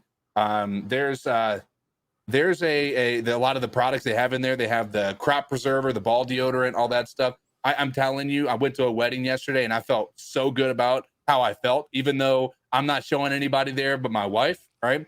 Like it just allows you to feel a little bit better about yourself. So I would recommend you guys go to manscaped.com, use the code Panthers. If you're a Panthers fan, that should be super easy to recall. Panthers, and then you'll get free shipping to anywhere in the U.S. Or in the worldwide, actually, if I'm not mistaken. Yeah, worldwide. And 20% off. And so go use that code. I think we've probably got a few people that's ordered, but we need 8 for them to be a committed long-term partner. So go show them. And we need to prove it, because they tell us, right? So they're gonna say, hey, this is what we try to do. We're going to be your sponsors for this month. We're going to send you this product. We're going to do this. And then they told us that we will be your sponsors for the whole season if you get 8. All right. Are they going to tell us the truth? Or are you going to tell us the truth by going out there and using the code? If we get 8 people that say, hey, man, I used the code, bro, I'm going to hold them to it. Mm-hmm. Just like when you keep your stuff clean, you can hold her to it. Manscaped.com. Panthers is the code, 20% off. Look, There's multiple ways to support the podcast. You're doing it right now if you're listening. Number one. Number two, you smash the thumbs up button. You subscribe. You tell a friend. Look, you see somebody in a Panthers shirt at the bar, and you're watching the game together, say, hey, I listen to this podcast. It's called the C3 Panthers Podcast. All you got to do is say C3. Boom. It's so easy. Just do it, man. I got 2 people just like that subscribed on YouTube right when I was walking out. Yo, help us grow. We're trying to build a conversation, a culture. Let's go to the next call.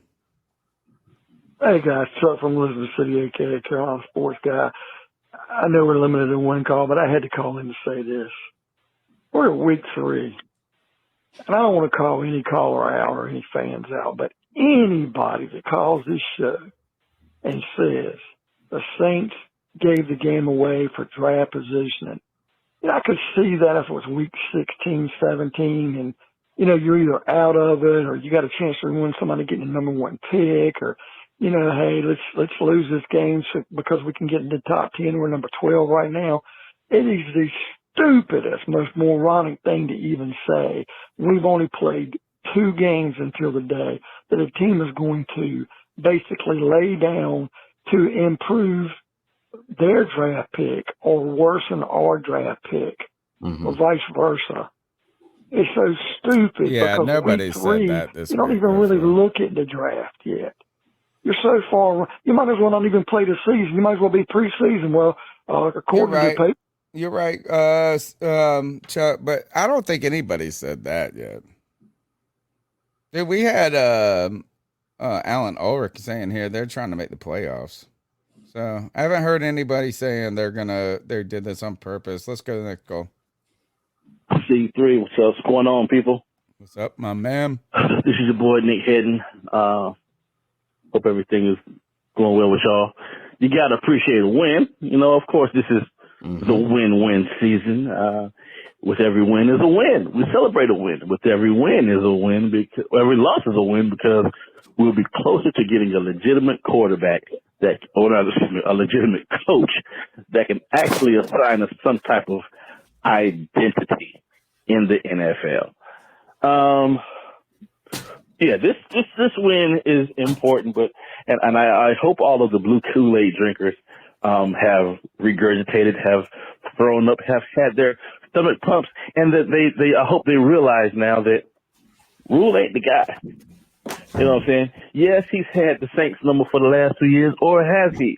Or have we just played a Saints team with a bunch of COVID on the coaching staff and a bunch of COVID-stricken players, which is, of course, related to last year. And this year, of course, a defense that looks like it's on a decline, and the absence of the great one, Sean Payton and Drew Brees and all of that.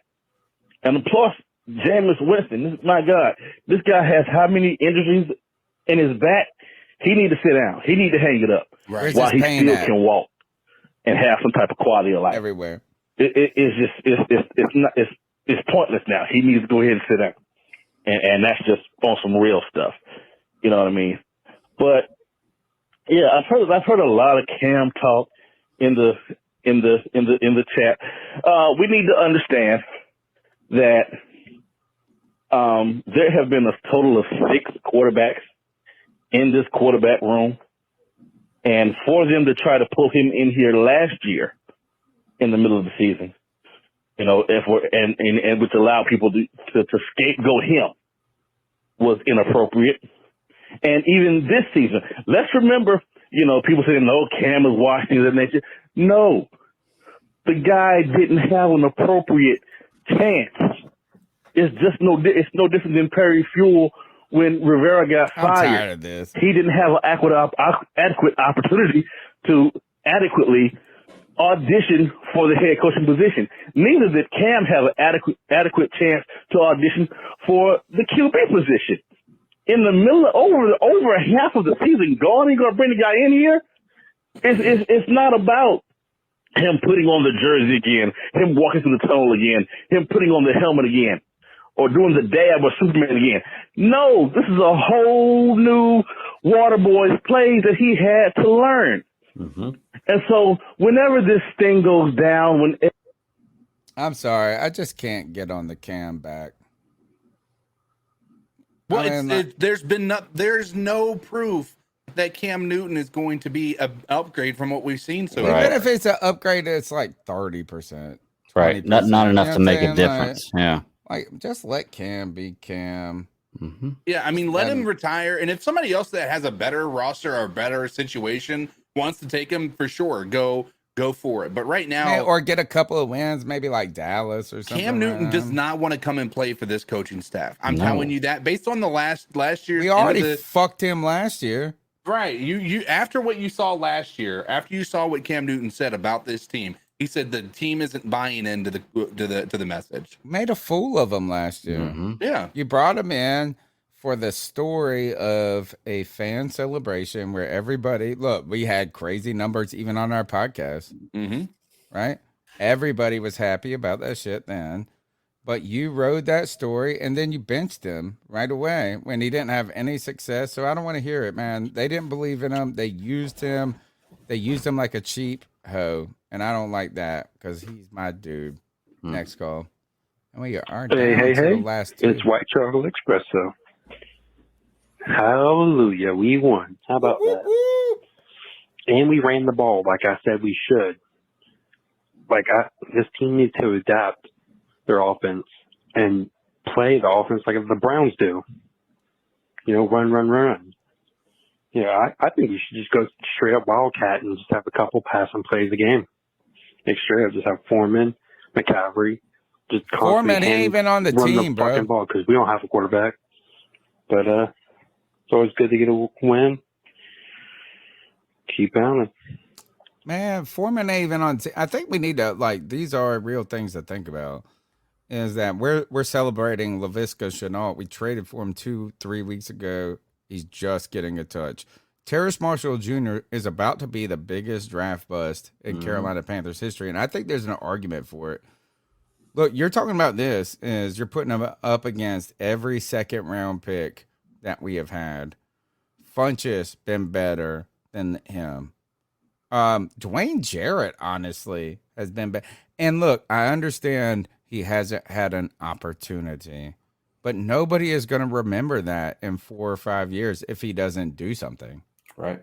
And you can, I don't care who you pin it on, but a number 2 pick not playing at all into 2 years is incredible, man. Last call of the night, I think. On the helmet again or walking to the stadium again. You got a whole new Water Boys offense that you got to learn. And we didn't even talk about Grossman. Even at that, they fired the Water Boy and left his former OC with nothing but just to call the Water Boys plays in the Water Boys stead. So I definitely wouldn't be in favor of calling Cam into this situation. Let's remember, again, this particular offseason, Cam was still on the table, but as a lesser role. The MVP that had actually been to the Super Bowl, that had actually won the Heisman, that has actually, I think, is the only quarterback with 2 or 3 national championships. Florida, Auburn, and I forget what school it was, but he was in JUCO. That's the guy they wanted to have a lesser role between the quarterbacks they have left. So on that note, whenever this is said and done, I'm also in favor of getting rid of Scott Fitt too, because as a GM, you don't let that come out your mouth to this guy. Then that's just pure point blank. And the fact that you did that, I feel like he's no better than Rule, a novice. Don't know what he's really doing. He may get some good players here and there, but when you do something like that, come on, man. And now Cam is now back on the couch, and the guys that should have the lesser roles are in our locker room. Y'all keep pounding. God bless. I don't want to hear any more Cam talk. Nope. And look, I'm wearing his shirt right now. I love this dude more than anybody. Let him be. Leave him out of this terribleness. Think about this. We were about to fire the coach after week 3. Like my man KG says, I know his name, but I'm gonna give him that. This is how bad we're talking about running the Wildcat. You know what I'm saying? Like, I mean, we don't need to bring nobody into this. No. So I think the real questions, these are rhetorical questions I want you guys to think about for Tuesday night, especially the fans listening, is if this does go bad, which it has looked like, and this win may just be a Band-Aid on a artery cut. Maybe not. Maybe we go on an 8-game run. Who knows? But if we were to fire Matt Rule, are you talking about cleaning house even up to Scott Fitterer? And I don't think it's ridiculous to think that. I don't think it's ridiculous. Look, I don't know if I believe that Scott Fitterer has shown he's not capable, but sometimes you just purge the purge. You burn the dead bodies. Right. I mean, so we'll think about that. Again, rhetorical questions. Look, we've had a great post-game show here. Hold on, let me check this private chat. Somebody said they got to leave. We're done. We're done with the calls. We got the last call, CK. So we got to do 2 last things, Sneezy McSneezy. Yes. God bless you. Thank you. Let's do we'll do the dab on him. Yeah, let's do dab on him first. Hold on. Here we go. I just like doing it, man. Dab on them folks. Dab on them folks. And that dab on them folks. They like seeing it. Tell me what to do. Dab on them folks.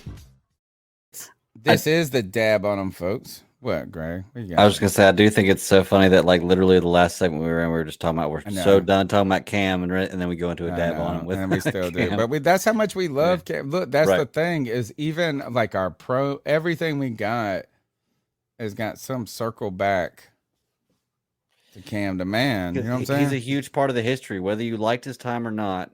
He's a huge part of his history. And if you can't tell the Carolina Panthers story without Cam Newton. He is arguably the greatest Panther in Panther history. There's only one other name you can try to float out there, Steve Smith, and then the other name, which is my favorite, Julius Peppers, but again, half his career with another team, so you could say that. All right, dab on him. Who's the player of the game? CK, who you got? Player of the game. I wanted to go with somebody who Baker Mayfield. No. I didn't want to go with the normal. Like, I think it's very easy to pick people, but I think Derek Brown was constantly making big time plays in this game that gave our offense a chance to do something. From the interceptions to we've been talking about him not being able to eat up the run lanes. He was doing that well today. He was getting into the backfield. So I'm going Derek Brown. He did a fantastic job today. CK, you're up. I mean, not CK, Greg. Sorry. CK, you're down. Greg, you're up. I'm going to go a little different too. I'm going to go Johnny Hecker. This guy is pinning the ball back within 10-yard line or close to the goal line almost every punt, y'all. And that is a huge difference in the game as field position. Because they would get to about midfield every drive. If they're starting off at the 30 or the 35, they're in field goal range every time instead of having to punt the ball. So field position was huge. I'm giving it to Mr. Hecker.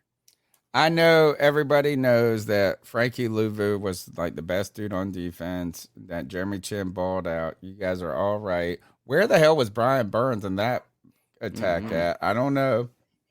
My game ball goes, or my dab on him, because I want to find something different. Laviska Shenault. Yeah, I was going to. Oh, shake and bake and bake. Shake and bake and bake. Good Lord, this guy made man. One play, touchdown to the house. Thank you so much for making us excited and relevant and giving us any offensive points. That's my dab on him. Let's go next to the Tower Chain.